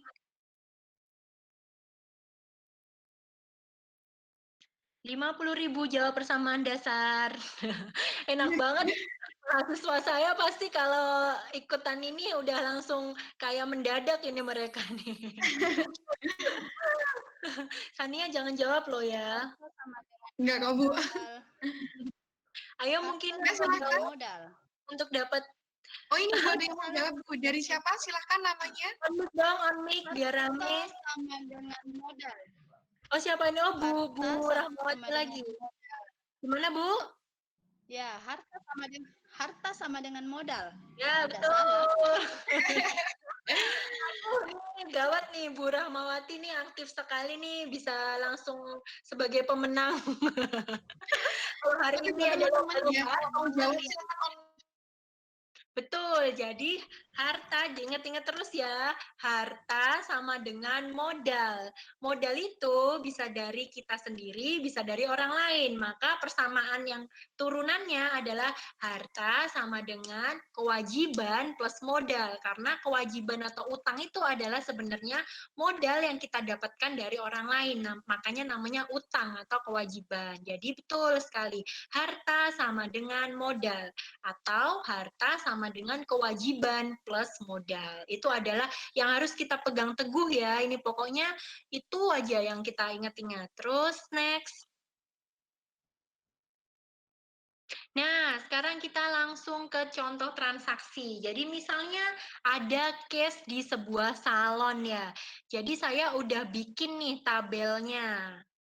Jadi kita kan ada punya 3 tuh tadi persamaan dasar. Harta sama dengan hutang plus modal. Nah, dalam suatu transaksi di akuntansi, yang namanya transaksi itu pasti melibatkan minimal 2 akun atau minimal 2 hal yang pasti terdampak. Misalnya, saya beli mobil. Apa akun yang terdampak? Yaitu kas saya. Kas saya berkurang untuk beli mobil, mobil saya bertambah, gitu kan. Misalnya lagi, saya bayar utang. Berarti apa yang terdampak dari transaksi itu? Kas saya berkurang untuk bayar utang, tapi utang saya juga jadi berkurang karena udah saya bayar. Jadi itu ya yang perlu diingat-ingat ya teman-teman, Bapak Ibu, bahwa dalam setiap transaksi pasti ada dua hal, minimal dua hal yang terdampak dari transaksi itu gitu. Jadi yang terdampak itu entah itu hartanya, entah itu hutangnya, entah itu modalnya, pasti ada minimal dua hal yang terdampak. Misalnya, yang pertama, Nyonya Ayu ini menyetor uang tunai 2 juta sebagai investasi awal di salon. Jadi tadi nih, Nyonya Ayu dikasih suaminya 2 juta suruh bikin salon. Sekarang kita catat, berarti hartanya dalam bentuk kas bertambah kan. Tadi kita udah punya turunannya kan, harta itu isinya apa aja sih? Ada kas, piutang, persediaan, peralatan, gedung, mobil, perlengkapan, itu semuanya adalah harta. Sementara hutang isinya adalah hutang dagang, hutang usaha, gitu. Kalau modal isinya adalah ya modal, yang menambah itu pendapatan, yang mengurangi beban. Kemudian Nyonya Ayu ini karena dia dikasih 2 juta sama suaminya, sekarang di salonnya, jangan lupa ini adalah laporan keuangannya salon ya, bukan laporan keuangannya pribadi Nyonya Ayu. Jadi kasnya dia bertambah 2 juta, modalnya bertambah juga 2 juta. Jadi pasti minimal ada dua hal yang terpengaruh atas transaksi ini. Yang kedua, Nyonya Ayu membeli peralatan salon secara tunai seharga 500.000. Sehingga gimana nih? Sehingga kasnya dia berkurang untuk beli peralatan, ya kan? Kemudian peralatannya dia bertambah 500.000 dalam bentuk misalnya tadi catokan, hair dryer, sisir, dan sebagainya.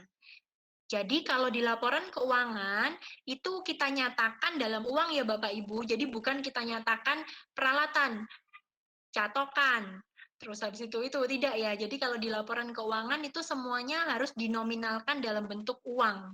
Dalam hal ini kita rupiah, seperti itu. Jadi yang terdampak apa dengan membeli peralatan?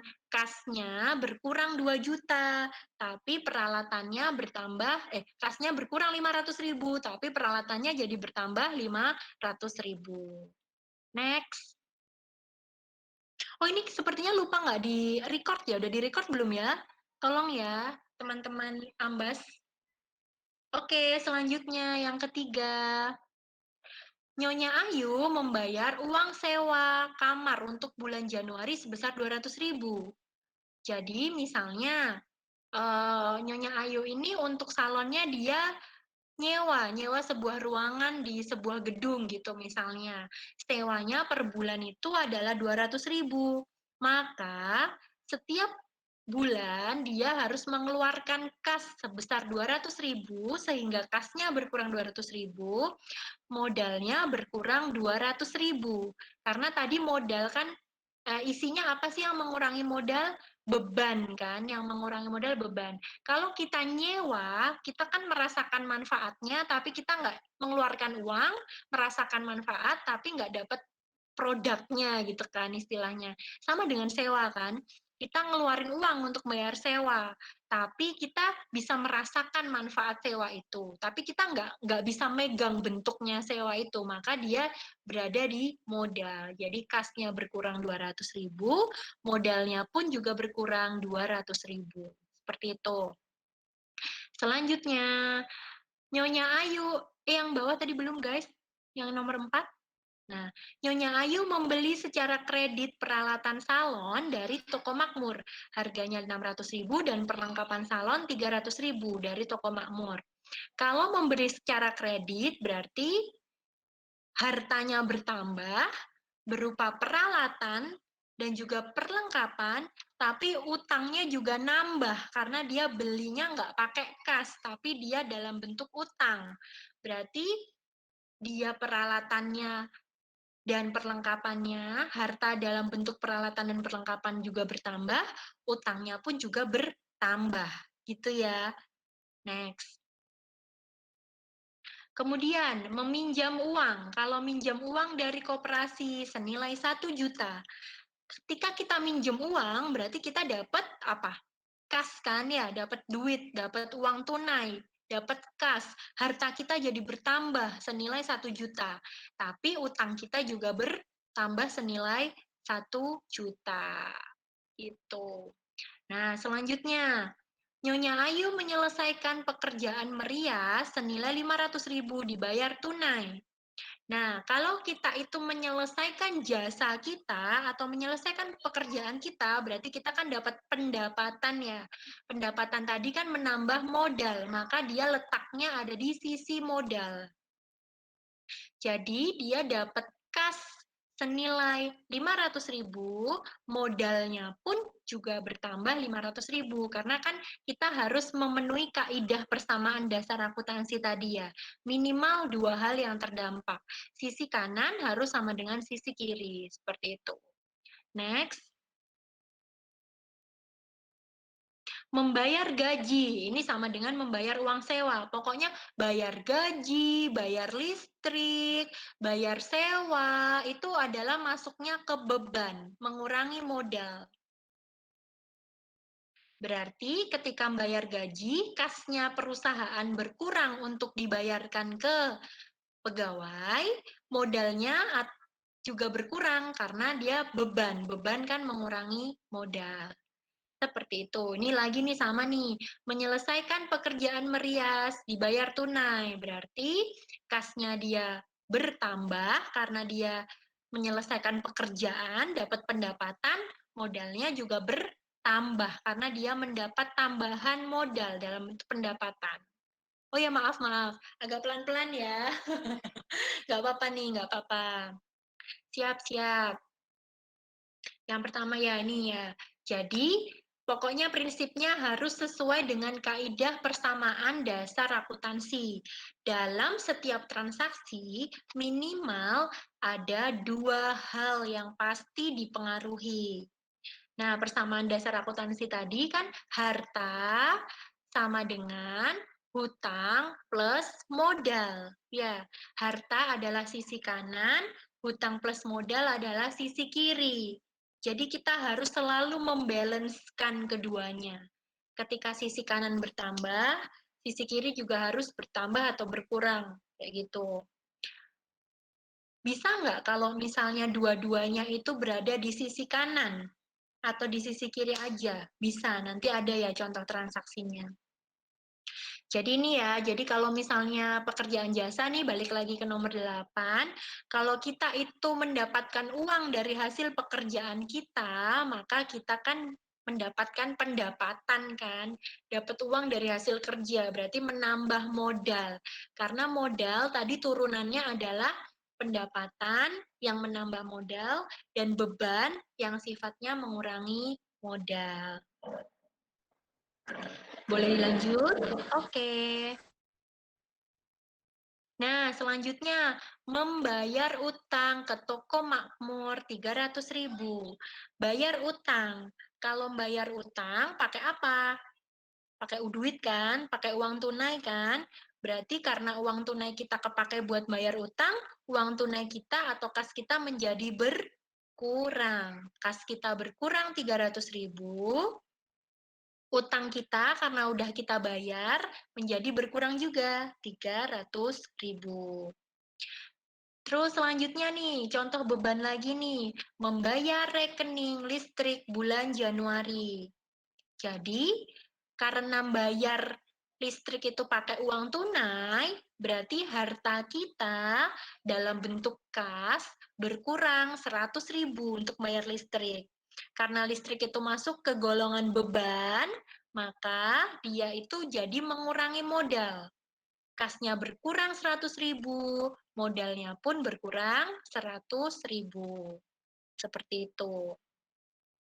Paham? Bisa dipahami? Next, oke. Terus kemudian ada seorang pelanggan yang dia itu bayar utang.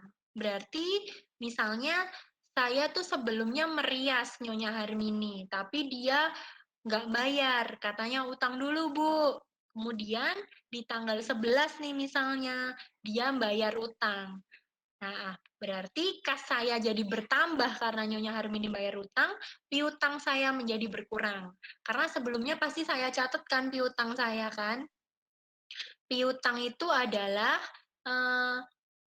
uang kita yang berada di orang lain. Jadi ada orang lain yang ngutang kepada kita. Itu namanya piutang. Itu termasuk kekayaan kita juga karena uang kita kan. Cuman kita titipin aja di orang lain. Dalam hal ini adalah orang yang memakai jasa kita kebetulan. Namanya piutang. Nah, ini contohnya. Biasanya kalau transaksi itu mempengaruhi sisi kanan saja, itu tandanya biasanya berlawanan. Misalnya kasnya bertambah, piutangnya berkurang. Tapi kalau transaksi tersebut mempengaruhi sisi kanan dan sisi kiri, biasanya tandanya sama. Nih misalnya kan, mengambil uang tunai dari kasalon, hartanya berkurang, modalnya juga berkurang. Kayak tadi juga misalnya hartanya bertambah, utangnya bertambah, seperti itu. Biasanya kalau melintasi sisi, lintas sisi, itu biasanya tandanya sama. Tapi kalau sama sisi lagi. Kalau sama sisi kanan, itu biasanya tandanya berlawanan. Kemudian terakhir nih, boleh nggak sih kita itu sebagai pemilik itu ngambil uang dari perusahaan? Boleh, asal dicatat. Nih contohnya, Nyonya Ayu ngambil uang 300.000 untuk kepentingan pribadi. Nggak apa-apa, yang penting kita catat. Berarti karena diambil Nyonya Ayu, uang kas yang ada di perusahaan jadi berkurang, modalnya juga jadi berkurang. Next. Nah, kalau kita sederhanakan ini, itu format yang tadi, misalnya Bapak Ibu pengen mencatatnya dalam bentuk format yang tadi boleh, atau boleh dalam format yang telah dimodifikasi ini tadi. Jadi tadi kan yang menambah modal dia kan pendapatan, maka pendapatan tetap saya taruh di sisi kiri. Sementara beban karena sifatnya itu mengurangi modal, maka saya pindahkan supaya tandanya ini positif di sisi kanan gitu ya. Ini sama seperti yang tadi nih, sama persis. Ini kebetulan saya sederhanakan, jadi tidak saya breakdown menjadi kas, piutang, perlengkapan, dan seterusnya, tapi saya jadikan satu dalam bentuk harta ya. Nih, ini sama persis kayak yang tadi. Jadi setoran dari pemilik, hartanya bertambah, modalnya bertambah. Membeli peralatan, kasnya berkurang, peralatannya bertambah, dan seterusnya. Ini dipindahkan ke tabel yang bentuknya seperti ini. Next. Nah, akhirnya saya dapat jumlah kumulatifnya. Harta saya jadi tahu nih, total harta saya adalah 3.950.000. Sementara total beban saya adalah 550.000. Total hutang saya 1.600.000. Total pendapatan saya 1.200.000 dan total modal saya 700. Ini berapa nih? Ini kayaknya kepotong nih berapa. Pokoknya nanti ya setelah dijumlah, sisi kanan harus sama dengan sisi kiri untuk memastikan bahwa kita itu betul dalam membuat pencatatan. Kalau tidak balance, berarti kita pasti salah nih. Mungkin salah akun, atau salah nominal, atau ada yang belum dicatat salah satu, seperti itu. Jadi kita harus memastikan bahwa total pink ini harus sama dengan total yang biru-biru ini. Nah, setelah kita tahu, ini aja kita udah dapat data loh. Berapa harta kita juga udah dapat data. Berapa beban-beban yang kita bayar tiap bulan, berapa utang kita, berapa pendapatan kita. Jadi paling enggak kita udah tahu nih, oh paling enggak tuh berarti tiap bulan itu saya dapat pendapatan 1.200.000-an nih, kayak gitu ya kan. Dan bayar-bayar beban 500-an nih. Nah, seperti itu. Ini udah bagus banget ini udah dapet data. Nah, sekarang kita akan buat laporan dari hasil catatan transaksi kita ini. Yang pertama dibuat adalah laporan laba rugi. Minimal aja Bapak Ibu yang punya usaha itu nggak usah bikin neraca dulu atau perubahan modal, yang penting laporan laba rugi dulu aja, karena kita itu bisa jadi tahu apakah kita rugi atau kita laba, seperti itu. Next. Nah, laporan keuangan itu ada minimal ada 3 ini ya. Ada laporan laba rugi, perubahan modal, dan laporan posisi keuangan atau neraca. Ada lagi laporan arus kas dan CALK. Tapi itu untuk yang lebih expert ya, minimal untuk UMKM itu paling tidak ada 3 laporan ini yang harus dibuat supaya kita bisa membuat decision atau keputusan akan bisnis kita. Selanjutnya, next yang pertama kali kita buat adalah laporan laba rugi. Nah, dari catatan transaksi yang tadi, maka saya udah jadi tahu nih berapa laba saya. Laba itu adalah rangkuman ya, ringkasan dari pendapatan dikurangi dengan beban-beban. Nah, karena tadi saya udah mengelompokkan berapa pendapatan saya dan berapa biaya-biaya atau beban yang saya bayarkan tiap bulan, maka sekarang saya jadi tahu berapa laba bersih saya. Itu. Jadi laba rugi itu bukan berasal dari persediaan, bukan berasal dari utang atau piutang, tapi sebenarnya laporan laba rugi adalah rangkuman dari pendapatan yang kita terima setiap bulan atau setiap tahun dikurangi dengan beban-beban. Nah, apa yang termasuk beban tadi? Beban adalah suatu hal yang kita bayarkan mengurangi kas kita, tapi tidak kita bisa pegang bentuknya gitu loh, tapi kita bisa rasakan manfaatnya. Seperti itu. Yang termasuk beban-beban tadi di salonnya Nyonya Ayu adalah biaya sewa atau beban sewa, beban gaji, dan beban listrik. Ini enaknya kalau pakai format yang modifikasi tadi, kita udah langsung tahu berapa pendapatan dan beban kita. Jadi kita nggak perlu breakdown, mitili-mitili lagi gitu loh, Bapak Ibu ya. Jadi kita bisa langsung memindahkannya ke dalam suatu laporan laba rugi dari format modifikasi tadi. Berarti laba bersih yang diperoleh oleh Nyonya Ayu pada periode ini adalah Rp650.000 berasal dari pendapatan. Pendapatan itu ya tadi yang ada yang orang yang rias di dia, itu pendapatannya dia. Seperti itu. Next. Nah, coba sekarang kita latihan soal nih. Pakai data keuangan punyanya PT Pevita nih, Mbak Pevita punya perusahaan nih ceritanya. Ini adalah kasnya dia, piutangnya dia, peralatannya dia sekian, perlengkapan, pendapatannya sekian, biayanya sekian. Coba buat laporan laba ruginya. Ada yang bisa coba ngerjain nggak ini? Dapat hadiah nggak nih, Sani? Boleh deh. Untuk dapat 50.000 berikutnya ya, Bu ya. Halo. Jadi dari Bu Ana ada 4 untuk 50 ribuan, dan jadi untuk dari Ambasnya sendiri ada 2 penanya terbaik, Bu. Sama nanti jangan lupa ada foto challenge juga buat teman-teman peserta. Silahkan nanti di screenshot, lalu untuk fotonya bisa di-up di Instagram masing-masing dengan tag saya Uisi dan @uisiambassador.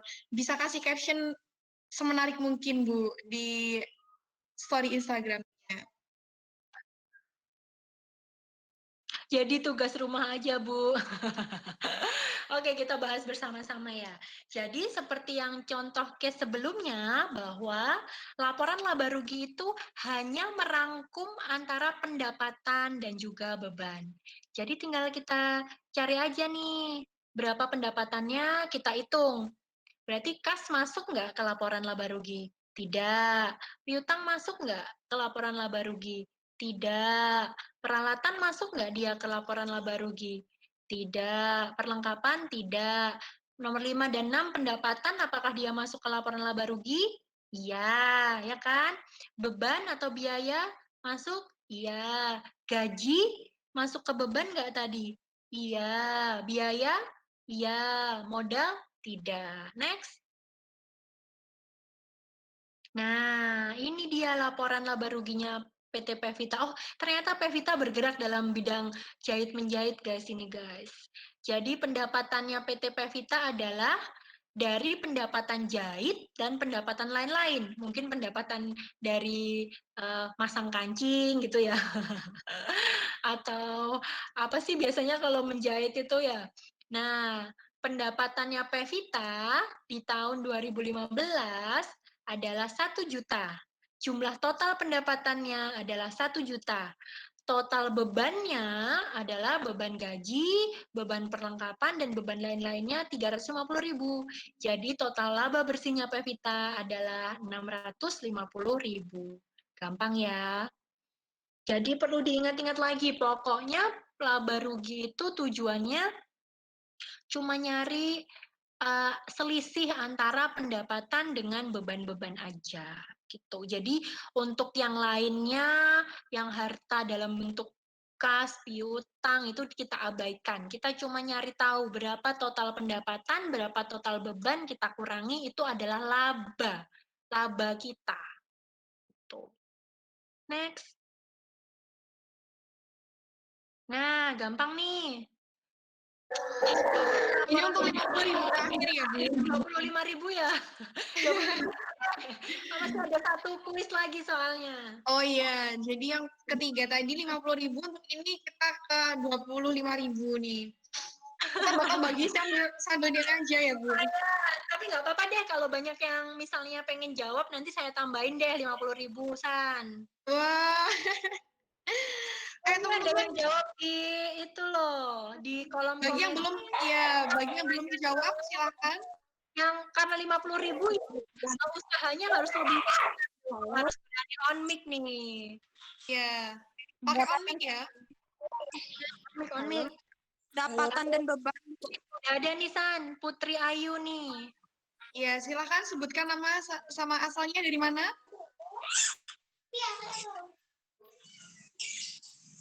Untuk Mbak Putri, dari mana?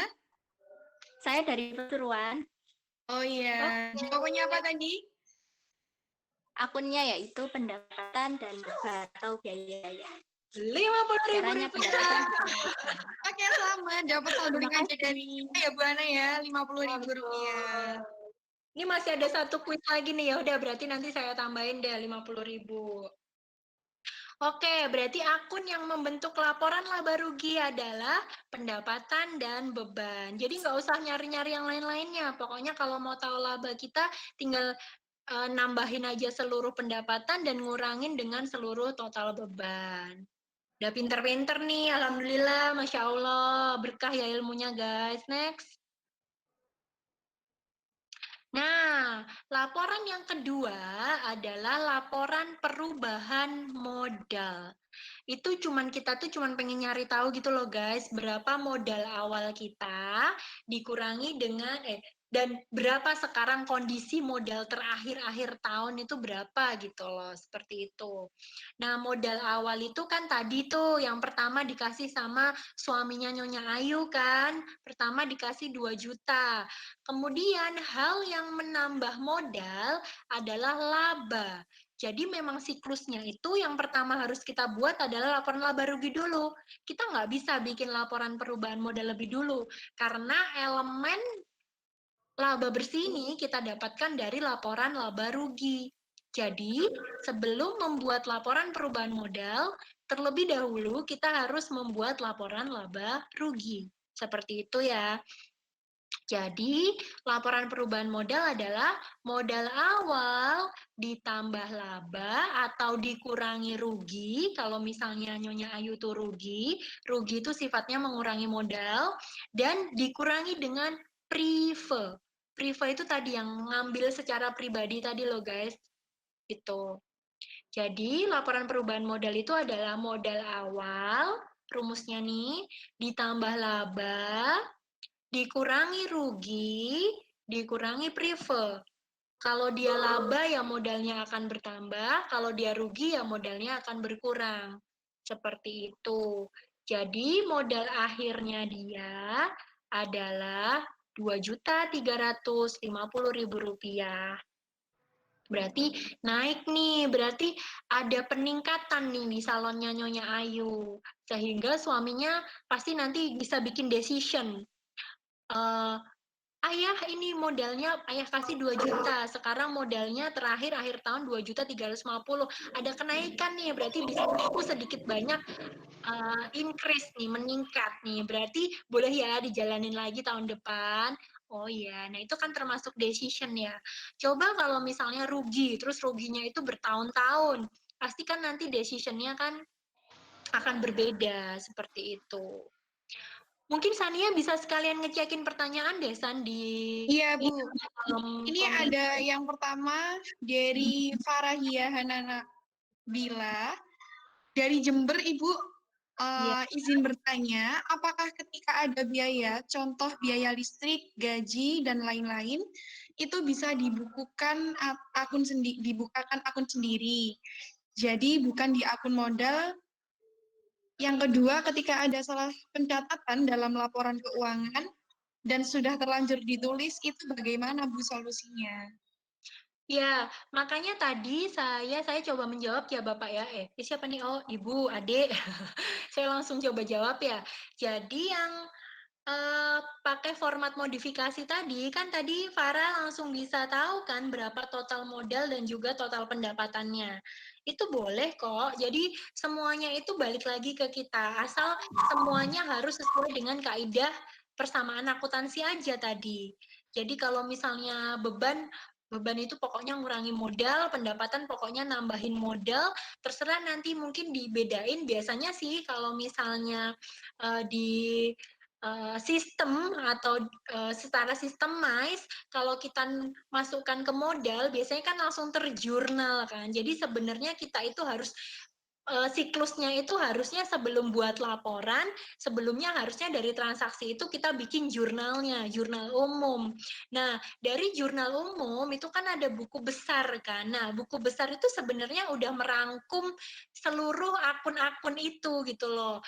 Kas berapa yang bertambah berkurangnya kita pasti tahu, piutang berapa bertambah berkurangnya kita pasti tahu, beban-beban berapa bertambah berkurangnya pasti tahu, pendapatan pun juga disendirikan gitu loh. Jadi memang sebaiknya kalau misalnya kita udah dalam tahap yang expert, kita memang harusnya bikin jurnal. Kayak gitu. Tapi kalau misalnya masih kesulitan bikin jurnal, karena memang kan itu butuh kebiasaan ya, membuat jurnal itu tidak mudah, memang butuh latihan dan kebiasaan, bisa pakai yang format modifikasi saya tadi. Yang penting bisa mengelompokkan pendapatan dengan beban, seperti itu. Jadi sebenarnya siklus akuntansi itu dari transaksi, kita jurnal. Jurnal itu kayak apa ya, kas pada utang, piutang pada kas gitu loh ya. Nah, kemudian nanti buku besar, dari buku besar itu udah langsung terekap semua per akun itu nambahnya berapa, ngurangnya berapa itu udah terekap sebenarnya, seperti itu. Kemudian kalau ada salah pencatatan ya nggak masalah selama misalnya itu belum rilis nih, belum tutup buku, kita masih bisa melakukan penyesuaian. Ada yang namanya jurnal penyesuaian kalau di akuntansi. Nanti kita sesuaikan saja dengan menggunakan jurnal penyesuaian. Atau kalau misalnya belum rilis nih laporan keuangannya, mungkin kita kan bisa rubahkan angkanya dalam sistem itu, seperti itu. Iya sih, kalau pakai Excel memang mudah ya. Kalau pakai sistem itu kita tinggal masukkan aja transaksinya, yang penting kita tahu logika akuntansinya, nanti udah langsung jadi laporan dan terekap. Seperti itu sih. Selanjutnya mungkin Sania ada lagi nggak? Ya, ini yang kedua ada Alfi Cornelia Larasati. Ini dari Prodi Teknik Logistik UISI, Bu. Di sini Mbak Alfi mau menanyakan cara menghitung usaha kos-kosan atau kontrakan rumah. Untuk termasuk bidang usaha seperti apa? Sedangkan sistem kos-kosan atau kontrakan itu kan kadang dapat, kadang enggak. Bagaimana cara mengatasi keuangan yang masuknya tidak pasti seperti itu? Nah, sekarang Alfi tinggal ini nih, memikirkan Kos-kosan punya persediaan nggak? Ada sesuatu yang dijual nggak? Nggak kan? Berarti yang ditawarkan apa? Jasa kan? Jasa menyewakan sesuatu. Jadi itu termasuk ke dalam jenis perusahaan jasa. Jasa persewaan. Jadi kalau menghitung usahanya atau kontrakannya ya biasanya kalau kontrakan atau jasa itu namanya akunnya adalah pendapatan diterima di muka. Ya, jadi kalau pendapatan diterima di muka itu, Alfi mengakui dulu bahwa ada uang masuk. Misalnya kalau kontrak itu kan biasanya 1 tahun ya atau 2 tahun. Di bulan Januari pasti orang yang kontrak kan bayar tuh misalnya 20 juta per tahun. Itu Alfi catat sebagai pendapatan diterima di muka pada pendapatan. Nah, baru ketika orangnya sudah selesai menggunakan kontrakannya itu di akhir tahun, pendapatannya itu baru boleh Alfi akui sebagai kas. Karena kan Alfi sejujurnya selama 1 tahun itu uh, pada awal tahun saat orangnya bayar 20 juta kan Alfi belum memberikan jasanya Alfi kan, karena kan masih orangnya menggunakan dalam jangka waktu 1 tahun itu. Makanya itu namanya adalah pendapatan diterima di muka gitu. Nanti boleh Alfi, nanti kita mungkin kalau ketemu di kampus boleh sharing-sharing sama dosen-dosen akuntansi, boleh banget. Nanti mungkin kami bantu cara hitungnya gitu. Itu Baik, aja Bu. ya seperti Terima kasih. Nah, Kau sudah Ini membantu. masih lagi ada yang bertanya lagi, Bu, dari namanya Putri. Ini ada pertanyaan akun apa aja sih, Bu, yang secara umum membedakan perusahaan jasa dan perusahaan dagang? Sekedar nambah ilmu katanya, Bu. Iya, jadi yang membedakan adalah di apanya? Persediaan. Jadi ketika perusahaan jasa kan kita nggak punya sesuatu untuk dijual kan, seperti kos-kosan atau salon, kita cuma jualan jasa kayak dokter, persewaan, bengkel, itu kita nggak punya persediaan yang kita jual gitu. Tapi kalau dagang, kita punya sesuatu yang kita jual dalam bentuk misalnya ya kalau perusahaan warung gitu ya beras, gula itu kan persediaan barang dagangnya kan gitu. Kalau manufaktur itu persediaan barang dagangnya jenisnya lebih banyak. Ada persediaan barang mentah, barang setengah jadi atau work in process, dan yang terakhir barang jadi itu tadi. Karena kita benar-benar punya nih, misalnya kita jualan jilbab tapi bukan dari kulaan. Karena kalau kulaan kita kan masuk perusahaan dagang nih. Kalau perusahaan jasa berarti kita punya kainnya, persediaan kain untuk dijadikan jilbab, persediaan jilbab yang belum selesai, dan yang terakhir adalah jilbabnya yang udah siap jual. Seperti itu. Untuk yang terakhir ini kayaknya udah Ya, dengan ini pertanyaan yang terakhir ada Febri Rusadatika, Bu. Izin bertanya, bagaimana cara mengatasi jurnal yang salah hitung atau salah akun, sedangkan kesalahannya baru diketahui bulan-bulan setelahnya? Iya, tidak masalah. Jadi ada ya, memang kalau di akuntansi yang lebih expert nih, ini harus masuk ke jurusan akuntansi nih sepertinya ya, San ya. Jadi kita nanti akan belajar mengenai ada jurnal penyesuaian dan juga ada jurnal koreksi. Jadi jurnal itu ada beberapa ya. Yang pertama kalau kita mencatat transaksi, itu namanya jurnal umum. Mengakui transaksi untuk masuk ke laporan keuangan itu namanya jurnal umum. Yang kedua, untuk menyesuaikan transaksi sebelumnya itu namanya jurnal penyesuaian, dan yang terakhir itu ada jenis jurnal lagi, jurnal koreksi, ada juga jurnal penutup, itu juga ada. Seperti itu panjang banget itu kalau dijelasin ya. Nanti kita harus belajar 3 SKS nih sepertinya. Gitu. Ya, Bu, Kemudian ini jadi yang terakhir ya, Bu, dari Indina Citra Anissa.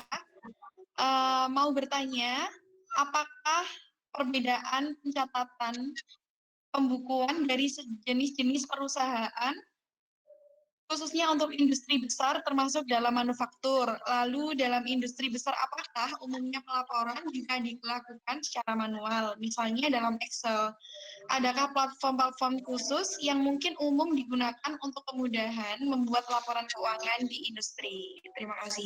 Yang mungkin ditanyakan mengenai ininya ya, Bu, platformnya mungkin. Kalau perusahaan skalanya besar itu udah nggak mungkin pakai Excel, karena Excel itu sejujurnya masih manual ya. Excel itu itu cuma alat bantu untuk mencatat aja. Tapi kalau perusahaan yang skalanya besar, seperti kayak misalnya Semen Gresik atau Semen Indonesia, itu pasti sudah systemize ya, udah pakai SAP, kayak gitu-gitu loh guys. SAP itu mereknya juga macam-macam, ada yang SAP itu kan sebenarnya ERP ya, Enterprise Resource Planning, jadi SAP sendiri itu adalah mereknya, merek dagangnya si sistem itu sendiri. Jadi pasti mereka semuanya udah systemize, dan sistemnya itu pasti sangat-sangat disesuaikan dengan transaksi yang memang biasa terjadi di perusahaan itu. Jadi kayak Petro itu pasti udah sesuai dengan transaksinya gimana, nanti disesuaikan dengan proses bisnisnya seperti itu. Jadi kayak Semen Indonesia itu ya, dia kayak semen keluar dari gudang, kemudian apa namanya, kan pasti ada apa sih namanya kalau kita belanja di toko itu kan udah ada apa San namanya San? Truk gitu ya, Bu?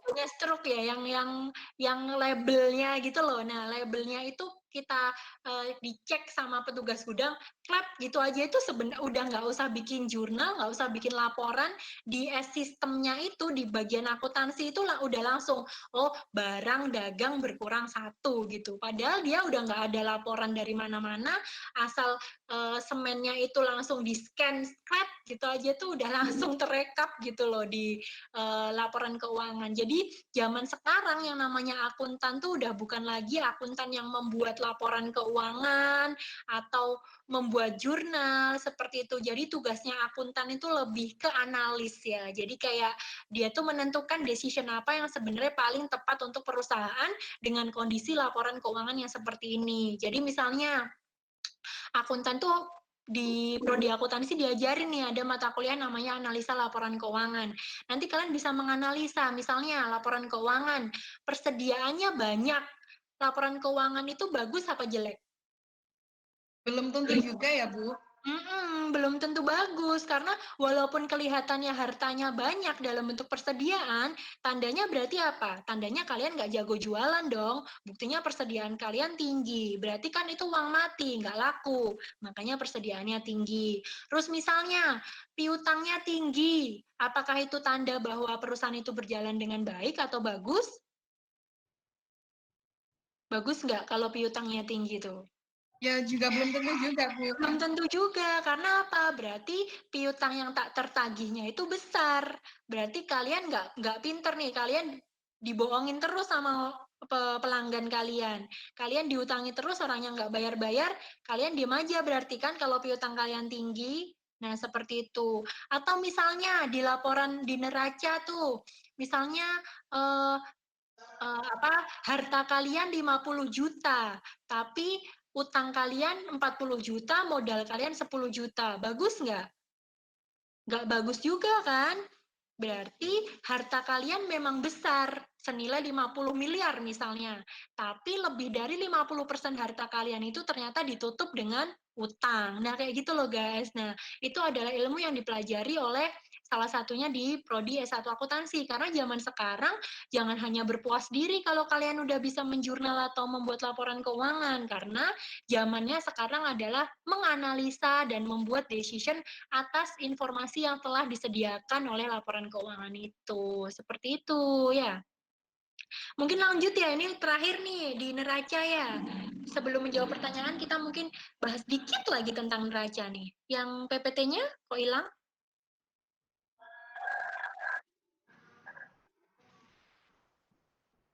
Ini mungkin itu, Bu. Waktunya udah Udah ya. habis ya. Oh ya baik. Kalau neraca nanti mungkin bisa dilihat Kita ya share di aja ya, Bu, mungkin. kita share Ya. aja boleh, nanti PPT-nya boleh kita email kali ya San ya ke Ya. teman-teman, boleh meninggalkan Alamat emailnya di bawah. emailnya, betul. Nanti boleh dipelajari sendiri mengenai neraca. Jadi atau laporan posisi keuangan itu adalah rangkuman dari posisi akun-akun yang ada di perusahaan kita. Berapa posisi kas kita, berapa piutang kita, persediaan kita, utang kita itu terangkum jadi satu dalam neraca atau laporan posisi keuangan itu. Mungkin satu pertanyaan terakhir lagi ya San ya, udah jam 11. Ini ya mungkin saya menjawab pertanyaan terakhir dari Alfi Cornelia. Apa nih? Kalau misalnya modalnya dari kredit atau pinjaman, apakah nggak apa-apa? Kemudian saya pengen meningkatkan usaha dengan modal kredit, apakah menguntungkan? Jadi nggak masalah ya, karena persamaan dasar akuntansi itu sendiri kan sebenarnya harta sama dengan modal. Modal itu nggak cuma berasal dari kita aja, jadi modal itu juga bisa aja berasal dari orang lain. Atau kreditur, dalam hal ini kita mendapatkan modal dari pinjaman. Yang perlu dipastikan adalah Alfi harus melakukan pencatatan supaya apa sih? Supaya Alfi bisa tahu dan bisa merencanakan langkah apa selanjutnya supaya utang itu bisa tertutup gitu kan. Jadi mungkin karena Alfi tahu total penjualan, persediaan, pendapatan, laba, jadi Alfi bisa analisis nih, kemudian bisa juga dipikirkan mungkin, oh berarti saya akan membuat cicilan atau sistem kredit yang per bulannya 500.000 karena pendapatan saya per bulan itu ternyata sekitar 2 juta karena utang kan persentase utang dengan pendapatan itu kan harus diperhatikan ya. Maksimal itu paling tidak yang ideal itu 30% dari total pendapatan itu boleh nih kita utang seperti itu. Tapi kalau udah 50% itu berat sekali ya Alfi ya. Jadi itu juga nggak bagus. Kalau sesuai dengan kaidah investasi itu paling enggak utang itu maksimal ya 30% lah. Di selisihnya investasi, tabungan itu 10%, sisanya untuk sehari-hari gitu. Nah, Alfi bisa analisis tuh dari situ. Jadi sebenarnya modal kalaupun kita dapatkan dari bentuk utang itu juga nggak masalah. Tapi biasanya bank itu juga punya kriteria khusus usaha apa yang bisa dia utangi. Maka itu kita harus buat laporan keuangan karena bank itu nggak akan mungkin ngasih kita pinjaman kalau usaha kita tidak bankable dan kita tidak terpercaya. Jadi bank itu melakukan analisis pinjaman itu juga dari laporan keuangan perusahaan kita. Kalau laporan keuangan kita bagus, penjualannya bagus, utangnya nggak banyak, pasti dia akan ngasih pinjaman. Kalau nggak pasti kalian ya nggak akan dapat pinjaman itu gitu loh. Jadi bank itu udah punya kriteria khusus untuk itu. Seperti itu sih. Oke Bu, mungkin udah selesai ya Bu materi dari Bu Ana. Oh iya. Terima kasih Bu Ana atas ilmu yang diberikan. Sama-sama. Ya, bagi teman-teman yang tadi mengenai materinya, kita share di grup Bu, ternyata di grup WA Oh teman-teman ya. sebagai pesertanya. Dan bagi nanti yang contoh Excelnya, yang tadi menginginkan sudah ada alamat emailnya, nanti bisa di-share ya Bu Ana ya. Betul, boleh banget, boleh. Iya. Kami open sekali apabila ada pertanyaan juga boleh diajukan lagi nanti tentang Devania juga ini mahasiswa saya yang jago kok Bu, jadi nanti kami akan ajak ke sana. Ya, untuk Bu Ana nanti bisa dipilih Ibu di kolom komentar tadi untuk pertanyaan-pertanyaan yang telah diajukan. Silahkan dipilih 2 penanya terbaik yang akan diberikan gift dari Wisi Ambassador. Siapa ya? Ini kayaknya pertanyaan yang bagus nih dari si Alfi nih, Alfi Cornelia. Sama satunya siapa ya? Harus 2 ya, San ya? Ini penanya terbaik. Baik, yang satunya Alfi, yang satunya pertanyaan yang bagus. Mungkin Farahia deh. Wah, selamat ya kepada Alfi. Nanti akan dapat gift dari Wisi Ambassador untuk 2 pertanyaan terbaik. Kemudian kita juga ada foto challenge juga Bu buat teman-teman peserta hari ini. Silahkan di SS foto terbaik kalian dan di-up di story Instagram kalian dengan komentar atau caption terbaik. Nanti juga akan dapat reward dari Wisi Ambassador. Oke, saya mengucapkan terima kasih buat teman-teman, Bapak Ibu yang sudah berkenan meluangkan waktunya untuk hadir di webinar ini. Seru sekali, saya senang sekali atas antusiasmenya. Semoga ilmu yang kami bagikan pada siang hari ini bermanfaat ya Bapak Ibu dan juga teman-teman semuanya. Dan juga kita bisa ketemu lagi di lain kesempatan. Terima kasih. Ya, terima kasih Bu Ana. Waalaikumsalam.